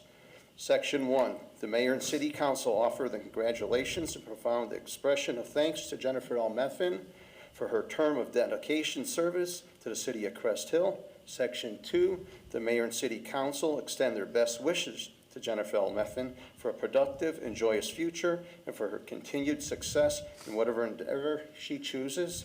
Section 3, the city of Crest Hill city clerk is directed to forward a certified copy of this resolution to Jennifer L. Methvin and to make the original of this resolution available to members of the general public during normal business hours at the city of Crest Hill's clerk's office. Resolved this 5th day of May 2025, Christine Verche Hall, city clerk. Approved this 5th day of May 2025, Raymond R. Solomon, mayor. So moved. Second. Motion by Alderman Albert, seconded by Alderperson Oberlin for the approval of a resolution honoring Jennifer L. Methvin for her service to the city of Crest Hill. Questions or comments? Roll call, please. Claudia Gazal, Yes. Tina Oberlin, Yes. Mark Sepiti, Yes. Nate Albert. Yes. Joe Kubal, Yes. Scott Dyke, Yes. Jennifer Methvin, I think I'm supposed to abstain.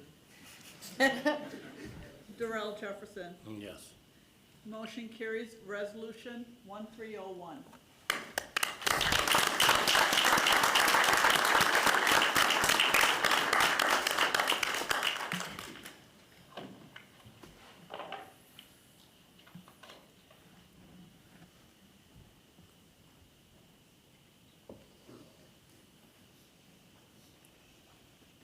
Thank you. It's very grateful. Oh, thank you. Certainly, on behalf of all the residents of the city of Crest Hill, want to provide you with a copy of the resolution that was just made. And, you know, Jennifer really came into a tough situation. So just a little over a year ago, Alderman John Verche sat in that seat for over 40 years and passed away. So we all want to remember him. We also want to thank Jennifer for stepping up and filling that void for the last 10 months for us. And I know with her job, she sometimes missed some meetings because of her commitments that she had to her job, but she did bring a fresh breath air to us also. So I certainly want to thank you for that, for your insight that you have from the nursing world, and just for you being here. And again, it was a tough situation for all of us at that time, but you stepped up and you made a big sacrifice to your family, and you made a better commitment to the city of Crest Hill, and I'll always be grateful to you for that. Thank you. So I want to wish you the best of good health, good luck with all your future endeavors, and thank you very much for everything that you did for us. Thank you so much, Mayor. And also, we have, for Jennifer, we have a plaque in recognition presented to Jennifer L. Methvin, Alderwoman, Ward 1, July 1st, 2024 to May 5th, 2025, for your outstanding service, hard work, and dedication from the city of Crest Hill. Thank you so much. Thank you. Thank you. Anything you'd like to say? Well, thank you, and thank you for having me for the past 10 months. This was a grand experiment for me. I had talked about a public life, and I've seen the ups and downs now, and they're not always more ups than downs. But it brought a fresh perspective to me to see a group of people who may not have a whole lot in common come together when it's important, and to make determinations that aren't always easy, aren't always popular, but we do them because we know that in our core that they're the best thing for the city. So I just want to say thank you for allowing me to be a part of that, and thank you for allowing me to fill some really big shoes. Well, Jennifer, I want to thank you. It was a very impossible task to take on, but I'm really glad of one thing, that you're stating that fact. So, and I hope you spread that around to other people about how this job is not, just a fun ride on a roller coaster. It's a roller coaster ride, but it's not always fun. So, thank you for that. Thank you. Jennifer, I told you a couple of weeks ago that you were a breath of fresh air to the city council. I certainly appreciate all the input over the last 10 months, and thank you for stepping in and doing the role. I want to thank you for sitting next to me. It was different than John, but what can I say, with a long friendship I had with John, but it was good that you sat in his place. I think you brought some new perspective. You were vocal. You let us know from what your knowledge and experience in your nursing field, and I hope that, I helped you along the way and gave you some insight on some things, and hopefully can still be friends. And Absolutely. all right, you have a good one. Congratulations and take care. Thank you. Thank you, Jennifer, for, no, okay. I'll talk. So, Go ahead. Jennifer, I just want to say, I agree with you. We don't have to agree or disagree all the time, but as long as we do it with respect, and I appreciate your,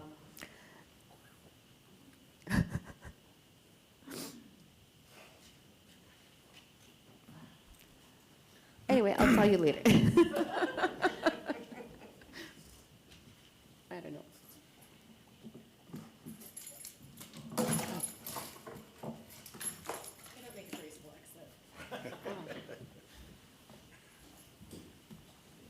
All right, I will turn it over to our city clerk, Christine Verche Hall, for the swearing in of the newly elected officials. Chris?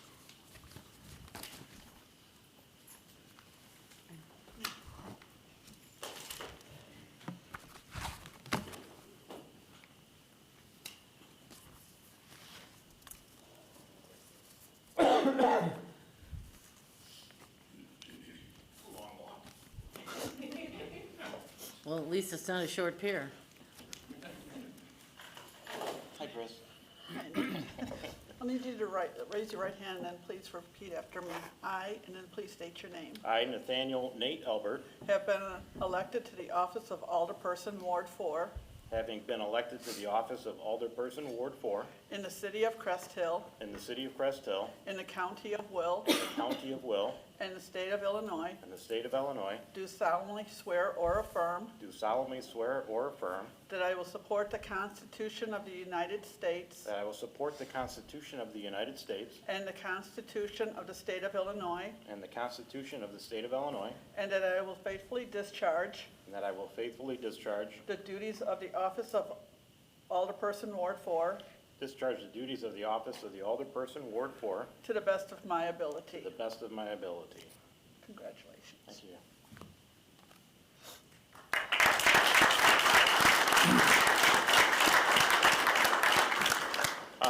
I think about 4 years ago when we did this, we were all wearing masks. Yeah. We're all going through COVID still, and I think about how much has changed even since then. My family couldn't be here tonight. It is a school night, and I had a feeling that it was probably going to be a little bit long with the water presentation. Thanks, Ron and Chris, for keeping it somewhat brief. But I want to thank, all the residents of Ward 4 that have continued to put their trust in me. I will do the best of my ability here for the next 4 years, and I'm always just a phone call away, an email away. If you have any questions about anything, that goes for any resident in the city of Crest Hill. Thank you to all of my colleagues. It's been said multiple times tonight that, not every night is glorious when we're here, not every Monday night. Sometimes we leave upset, angry. I just hope that we don't hold any grudges and we continue to work together for the benefit of all the residents of the city of Crest Hill. So, I know Mayor Solomon probably has like a half-hour speech, so 20 I'll minutes. be brief. How many? 20. All right, well, shorten that down.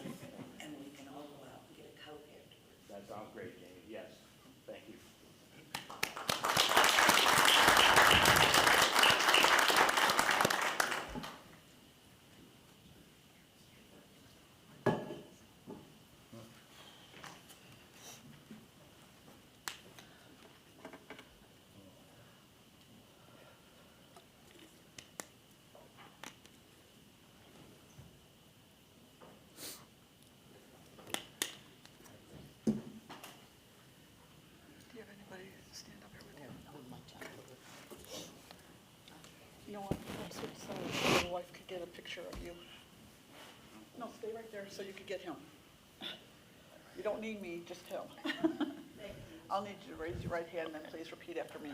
I, and then please state your name. I, Mark Sepiti, Have been elected to the office of Alderperson, Ward 3, having been elected to the office of Alderperson, Ward 3, in the city of Crest Hill, in the city of Crest Hill, in the county of Will, in the county of Will, in the state of Illinois, and the state of Illinois, do solemnly swear or affirm do solemnly swear or affirm that I will support the Constitution of the United States that I will support the Constitution of the United States and the Constitution of the state of Illinois, and the Constitution of the state of Illinois, and that I will faithfully discharge and that I will faithfully discharge the duties of the office of Alderperson, Ward 3, the duties of the office of Alderperson, Ward 3, to the best of my ability. to the best of my ability. Congratulations.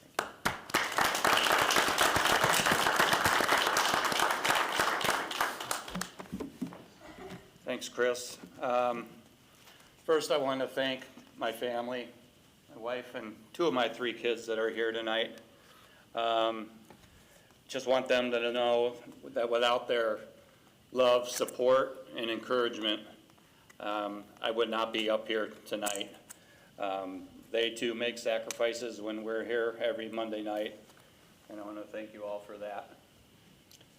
I also want to thank the residents of Ward 3. It's been a pleasure the last 4 years. When I ran in 2021, 2 of the things that I promised that I would do for all the residents was that to be available whenever they had a concern or a question, and also that I would do as much as I could to help them. And I think that I've done that, and I'm going to continue to do that. So it's been a pleasure, and I look forward to the next 4 years. And I want to thank all the members of council, elected officials, and city staff. It's been a pleasure the last 4 years, and I'm looking forward to the next 4. Thank you very much.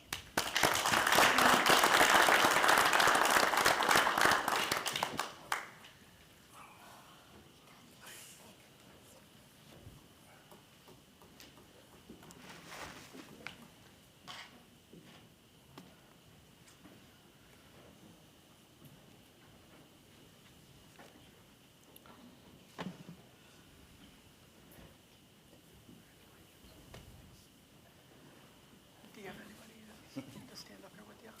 No. Okay, I'll need you to raise your right hand and please repeat after me. I, and then please state your name.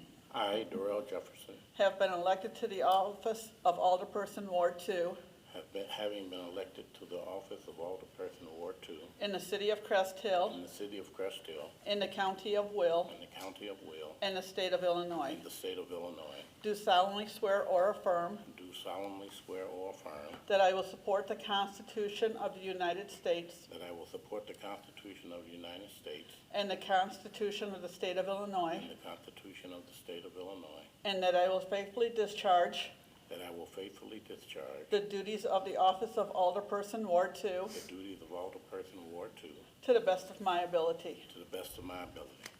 Congratulations. Thank you.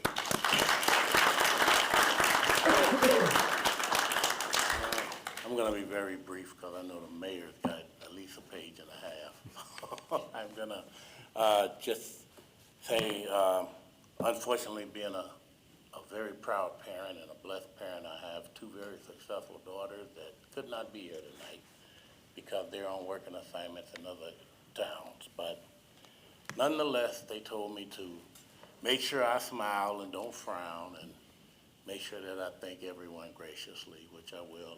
I would like to thank the residents of Ward 2 for restoring their confidence in me for another term. I will work very diligent on your behalf to bring the best results that I can for you and your families. I would like to thank my council members because coming in here in 2001, I had no idea what to expect. It's been everything plus. And I want to thank you all for that, and I look forward to our continued relationship. Thank you very much.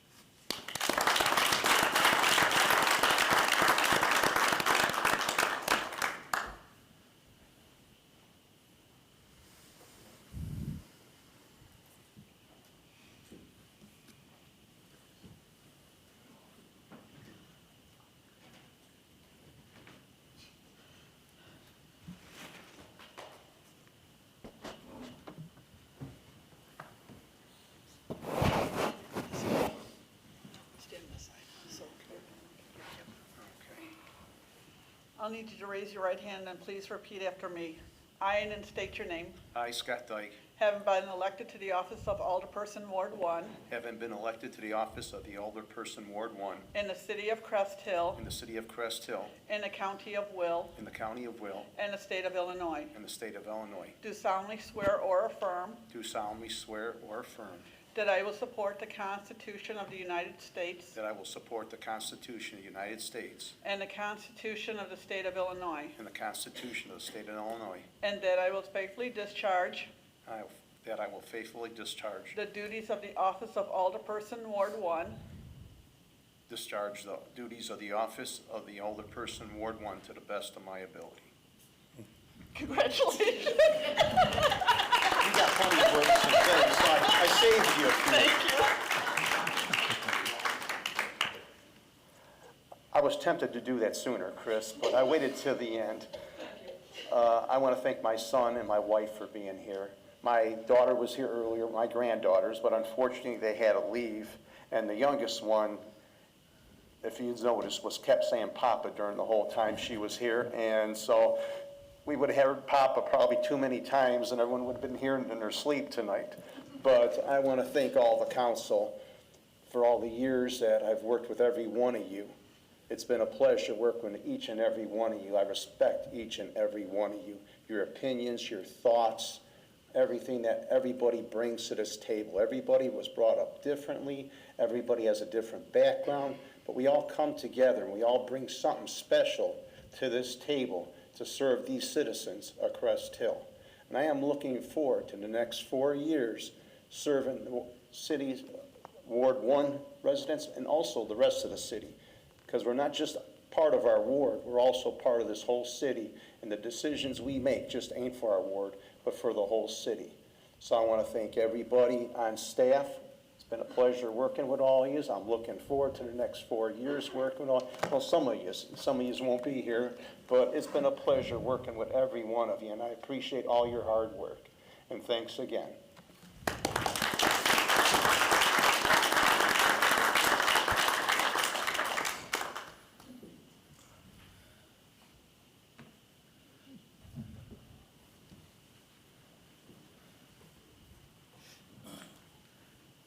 Anybody stand with you? You want your wife with you?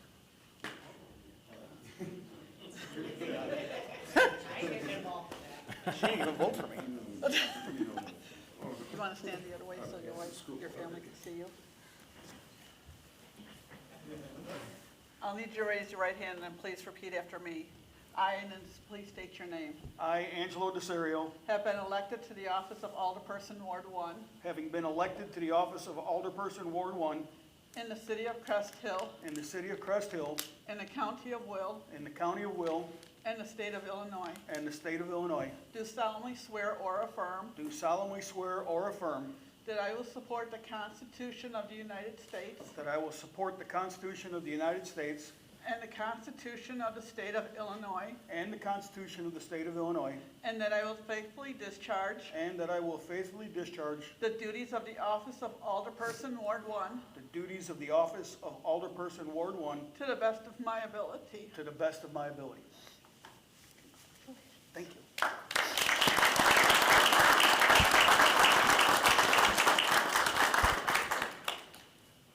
Briefly, I just want to say thank you to the residents of Ward 1, to the residents of Crest Hill.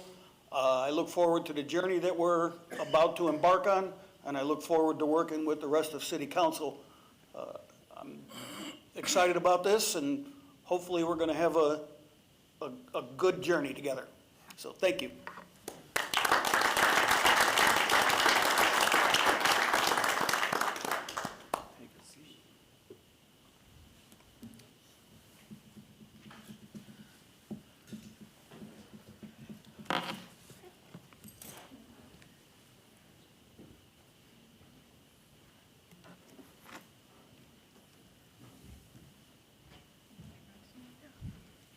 He's not coming. Silas said no. Silas, you want to come up? He's not doing it.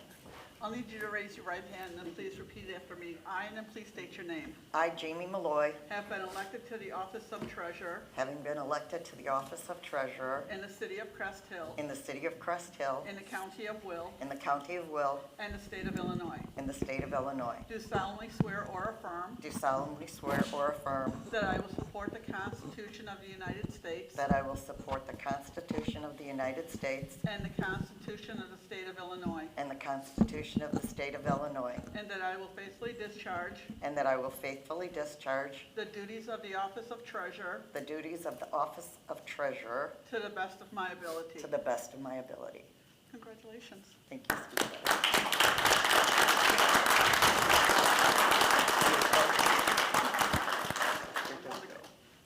You're doing good.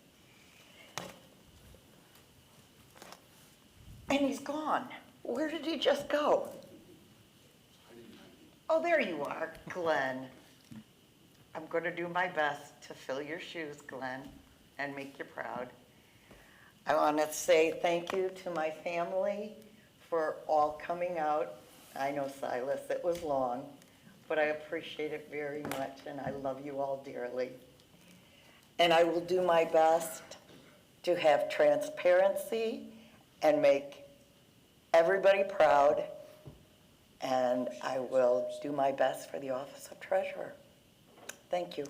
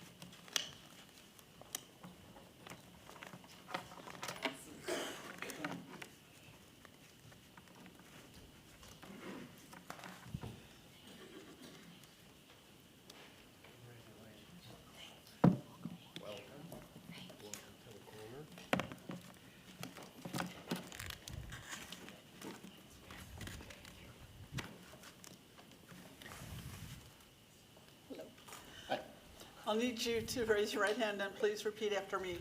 I, and please state your name, I, Raymond R. Solomon, have been elected to the office of mayor having been elected to the office of mayor in the city of Crest Hill, in the city of Crest Hill, in the county of Will, county of Will, and the state of Illinois, state of Illinois, do solemnly swear or affirm do solemnly swear or affirm that I will support the Constitution of the United States that I will support the Constitution of the United States and the Constitution of the state of Illinois, and the Constitution of the state of Illinois, and that I will faithfully discharge and I will faithfully discharge the duties of the office of mayor the duties of the office of the mayor to the best of my to ability. the best of my ability.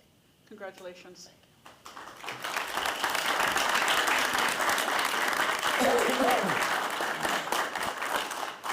Thank you. You know, I don't want to turn my back to you or you, so I'm going to go stand up there and give you my 2 minutes. It'll be a little longer than that.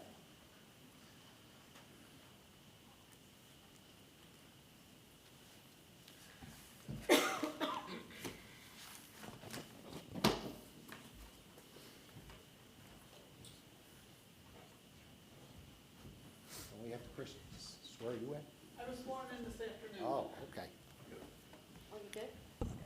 Well, congratulations.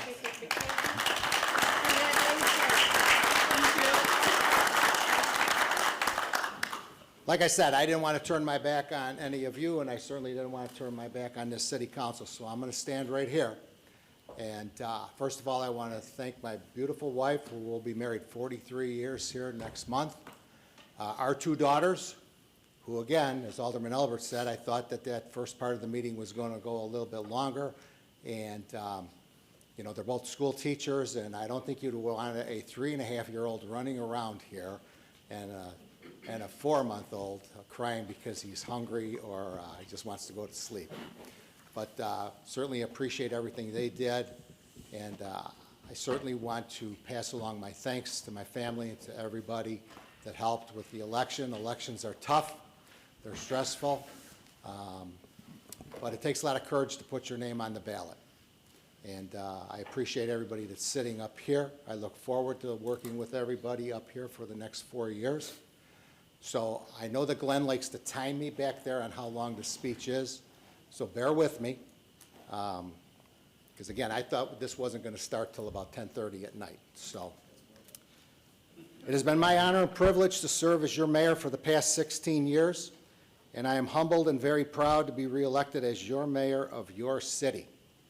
I thank you from the bottom of my heart for giving me this opportunity, and I would like to thank Mayor Knapp, Mayor Berta, Mayor Borio, Mayor Randich, and Mayor Chernovic, who preceded me, for their years of service, commitment, dedication, and loyalty to the citizens of this fine city. To past Mayor Chernovic, you also have built many relationships at City Hall over all these years, and you are always welcome in this building. Now that the election is over, it is time to move forward with improvement, growth, and progress. It is a new day in the city of Crest Hill. This city will continue to face many challenges. I am proud of the many accomplishments that have been realized during the last 16 years. Even though much has been accomplished, I am not satisfied, as there is much more work to be completed. This city, as our country, is facing some tough economic times. I am proud of the fact that our city budget has been balanced with a surplus over the past 16 years.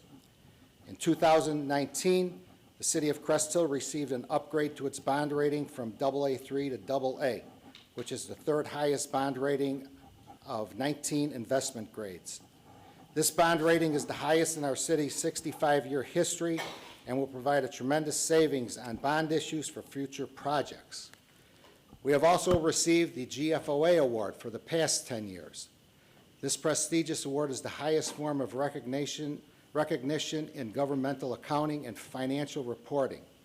Only 12% of municipal governments in the state of Illinois receive this honor annually. We will continue to promote our city in a positive manner and to make improvements in the best interest of our city's financial prosperity. 6 months ago, we hired a new financial director, Glenn Gerke,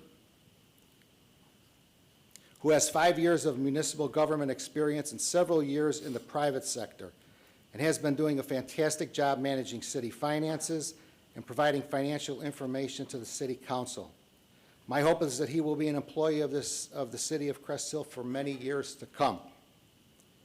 The non-home rule sales tax referendum, which was successfully passed in March 20th, 2012, has improved the quality of life for all of our residents.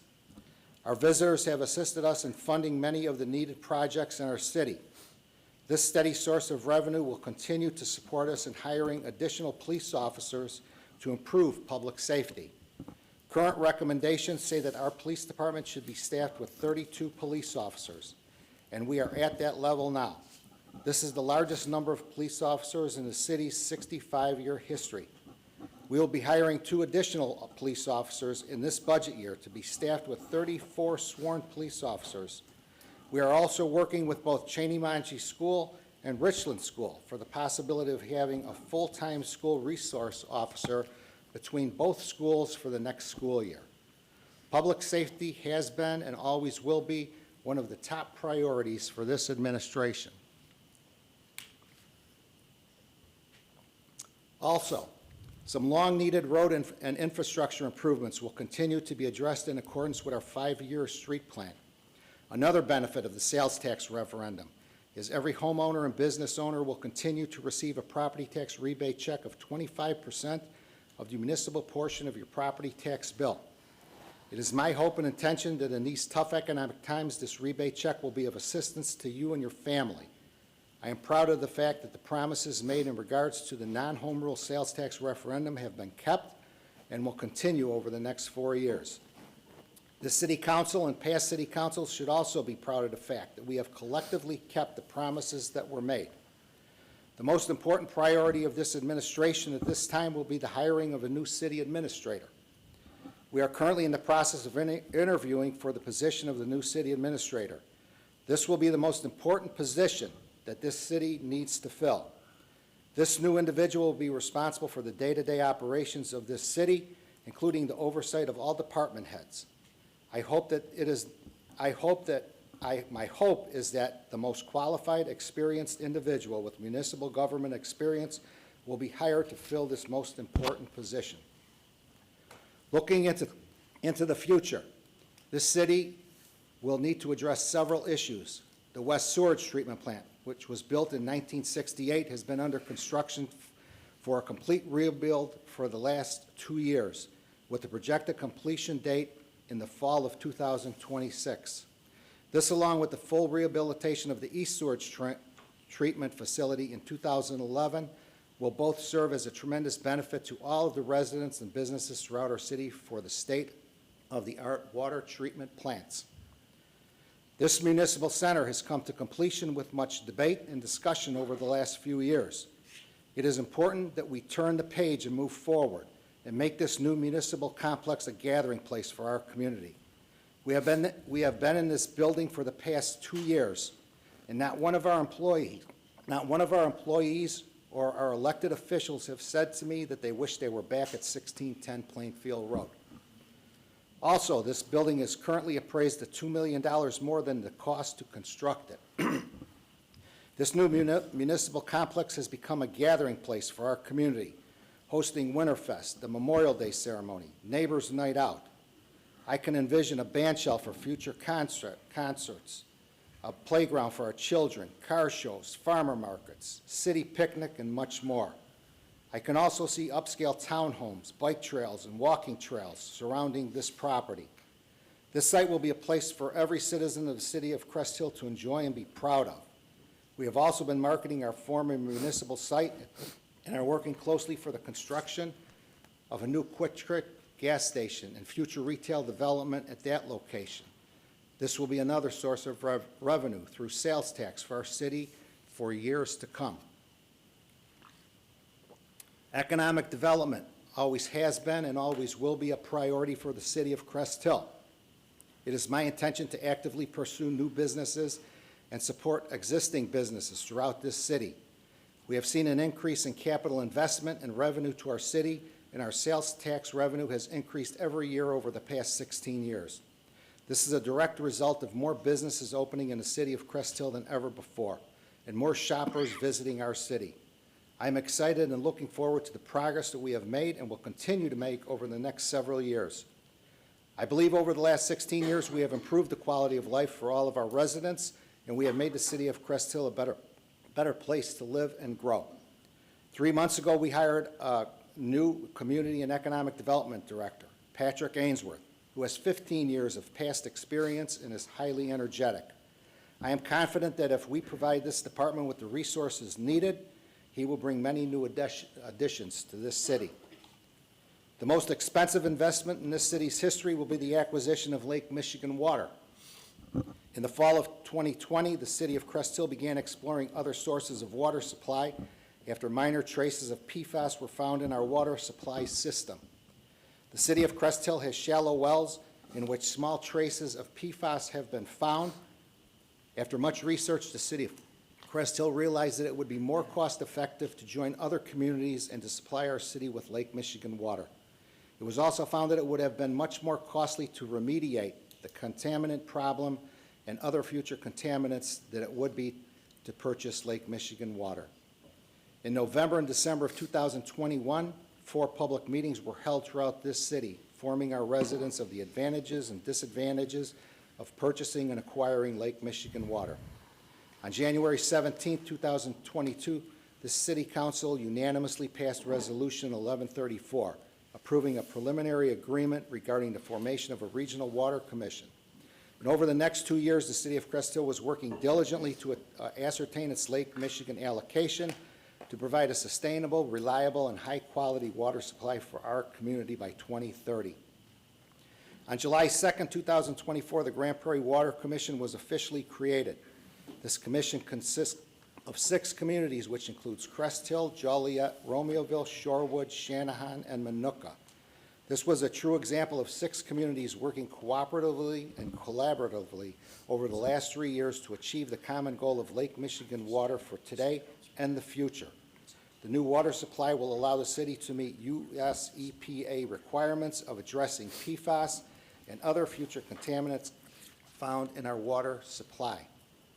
Another priority that we must address is the fact that we be cognizant of our responsibilities and make the necessary financial commitments to the upgrading and maintaining of our existing wells to be operational even after the arrival of Lake Michigan water in the fall of 2030 for emergency purposes. As you are well aware, on September 30th, 2024, all of the incarcerated individuals from Stateville Penitentiary have been relocated to other penal institutions around the state of Illinois. No changes have been made to the Receiving and Classification Center, which will remain intact and continue to serve as the northern processing center for all incarcerated individuals in the state of Illinois. We are continuing discussions with the state of Illinois, and as of right now, the proposed plan is for the construction of 2 new facilities on the Stateville property. A new women's correctional facility may be built, which will house 1,200 incarcerated individuals due to the closure of the Logan Correctional Center in Lincoln, Illinois. The plan also includes the construction of a new men's correctional center, which will house 1,500 incarcerated individuals. The plan is projected to take 3 to 5 years to complete, which would be a benefit to the city of Crest Hill for years to come. This is a fluid situation in which more discussion will need to take place in the future. The city of Crest Hill employs a very dedicated workforce. Some of these individuals have given their time and talent to this city for many years, and I will put my trust and confidence in the city administrator and our department heads that I feel are the most qualified, honest, and trustworthy to handle the day-to-day operations of this city. I am extending an olive branch to each and every member of this city council. I apologize and ask forgiveness if I have offended anyone over the past 16 years. As in the past 16 years, the doors of communication will always remain open. This will not be my administration. This will not be your administration. This will be our administration. We will be judged over the next 4 years on what we do collectively and not individually. My goal is to unify this city council and bring harmony to this group. Healthy differences of opinion are welcome if they are handled respectfully and professionally. The manner in which this city council acts as a group at this table will have a direct impact on how our developers, our contractors, and our citizens view this city. I have the utmost confidence in this city council that we can accomplish all of these goals if we work together as a unified group. As a result, growth and progress will come to the city of Crest Hill. As in the past 32 years, I promise to work hard and do what is in the best interest of this city. Honesty and openness will prevail and will be a mainstay. I will work hard to keep the trust and confidence who voted for me, and I will work hard to earn the respect of those who did not. I look forward to the many challenges that will be presented over the next 4 years, and I am confident that together we will make this city of Crest Hill a place to be proud of, honoring the traditions of our past while fulfilling the dreams of our bright and promising future. I am so proud to be your mayor of your city. Thank you, and may God bless each and every one of you, and may God bless the city of Crest Hill. Thank you.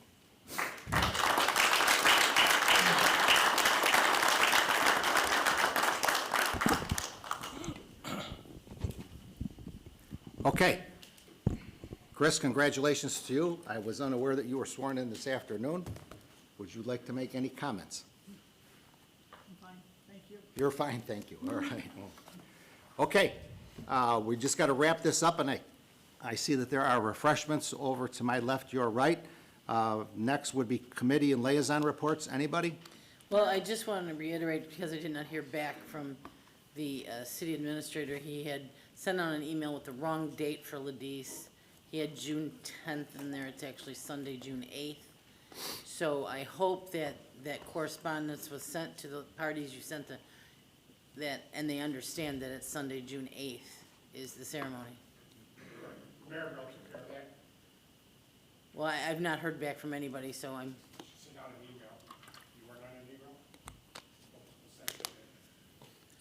thank you. Before we go any farther, could we do another roll call with all the new officials, please? Sure. Ray Solomon? Here. Jamie Malloy? Here. Scott Dyke? Here. Angelo Desario? Here. Darrell Jefferson. Here. Claudia Gazal. Here. Tina Oberlin. Present. Mark Sepiti. Here. Nate Albert. Here. And Joe Kubal. Here. Thank you. Okay, city council comments, positive city council comments, anything you'd like to share with your constituents? We'll begin with Alderperson Oberlin tonight. Well, this Sunday is Mother's Day, and I'm hoping that all of you out there who have either a mother or a mother figure, whatever the situation may be, that you tell them how much they mean to you, why you have the ability to. Let them know what they've done for you, because a mother's work is never done, and it's the hardest job in the world. And I'd give anything to be able to wish my mother Happy Mother's Day, but I lost that ability many years ago. So please remember, they brought you into this world. Give them some love, show them your appreciation, and let them know how much they mean to you. And Alderman Gazal, as a fellow single mother, I want to wish you specifically a very happy Mother's Day. I certainly know how hard it is to do it alone, and I appreciate what you're doing, so happy Mother's Day to you. Alderman Sepiti.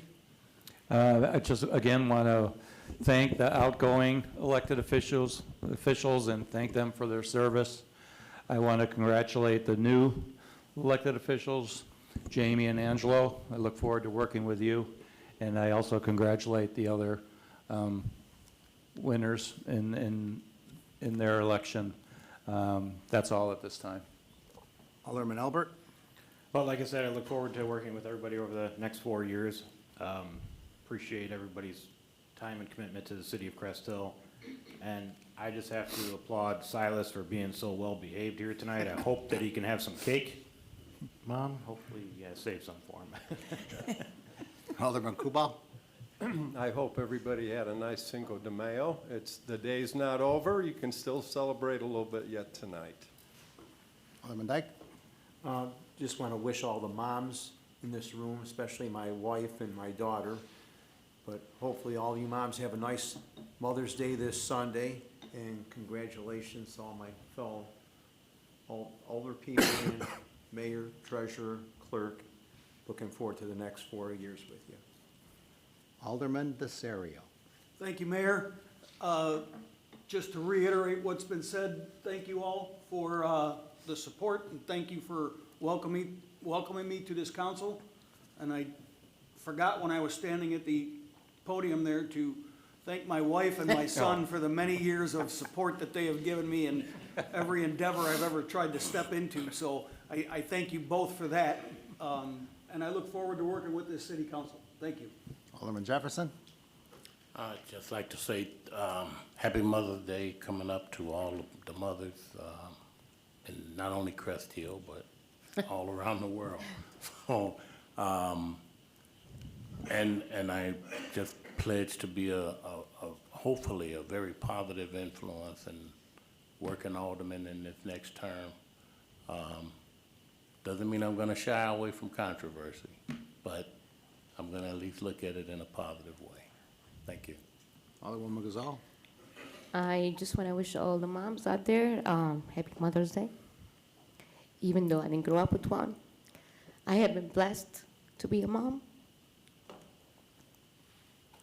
To all the newly elected officials, congratulations. I look forward to working with each one of you. We might have differences, but in the end, we all have the same goal. It's to do the best for the city. Some of you I know for a long time, and the newly ones, I will do my best to work with all of you. And to Chris, I know how hard this was for you today. I know why you got sworn in early. I know it was kind of hard to see your dad's seat. My heart goes to you, because I know how it feels. And to Glenn, I have a lot to say in private. You know how I feel. But I do want to commend you to know where to stop. And I wish some of us can follow your step where we say it's enough, let somebody else take over. But I do have to ask you something. What's going to happen to my coffee on Monday night? Oh, no, Claudia. Stuart, thank you all. And Mayor, just one thing, you mentioned something about the olive branch, and I really hope that you meant that, because you have offered it to me many times, and we have fallen many times as well. So I really hope that you will move forward with what you said. My door has been open for 16 years. To our new city treasurer, Jamie Malloy, would you like to make any comments? Might be your one and only opportunity, but this is council comments usually. Thank you to Silas. I know this was a long night. Thank you to my family. I love you all dearly. Thank you to Bradley for coming in from Tennessee to see me sworn in. And to all of the, now you have an extra single mom. Happy Mother's Day. So thank you. Chris, would you like to tell them about the refreshments? You'll have to ask the treasurer. Jamie, go ahead then. Tell them about it. We have cake, and I hope that you will all enjoy and celebrate with us. Tell them about the wine. I'm just kidding. Okay, first I have to ask public comment. If anyone would like to address city council, please step to the podium, state your name for the record. Address is optional. Let the record show that no one has approached the podium. To our city attorney, Mike, is there a need for an executive session? I sure hope not. I hope not either. Motion to adjourn, Mayor. Second. Oh, I thought it was going to be Angelo on a second. Motion by Alderman Dyke, seconded by Alderman Albert for an adjournment. Roll call, please. Tina Oberlin. Yes. Mark Sepiti. Yes. Nate Albert. Yes. Joe Kubal. Yes. Scott Dyke. Yes. Angelo Desario. Yes. Darrell Jefferson. Yes. And Claudia Gazal. Yes. Motion carries. Thank you. All right, meeting is adjourned at 9:22 p.m. Thank you and good evening, and please help yourself to any of the refreshments.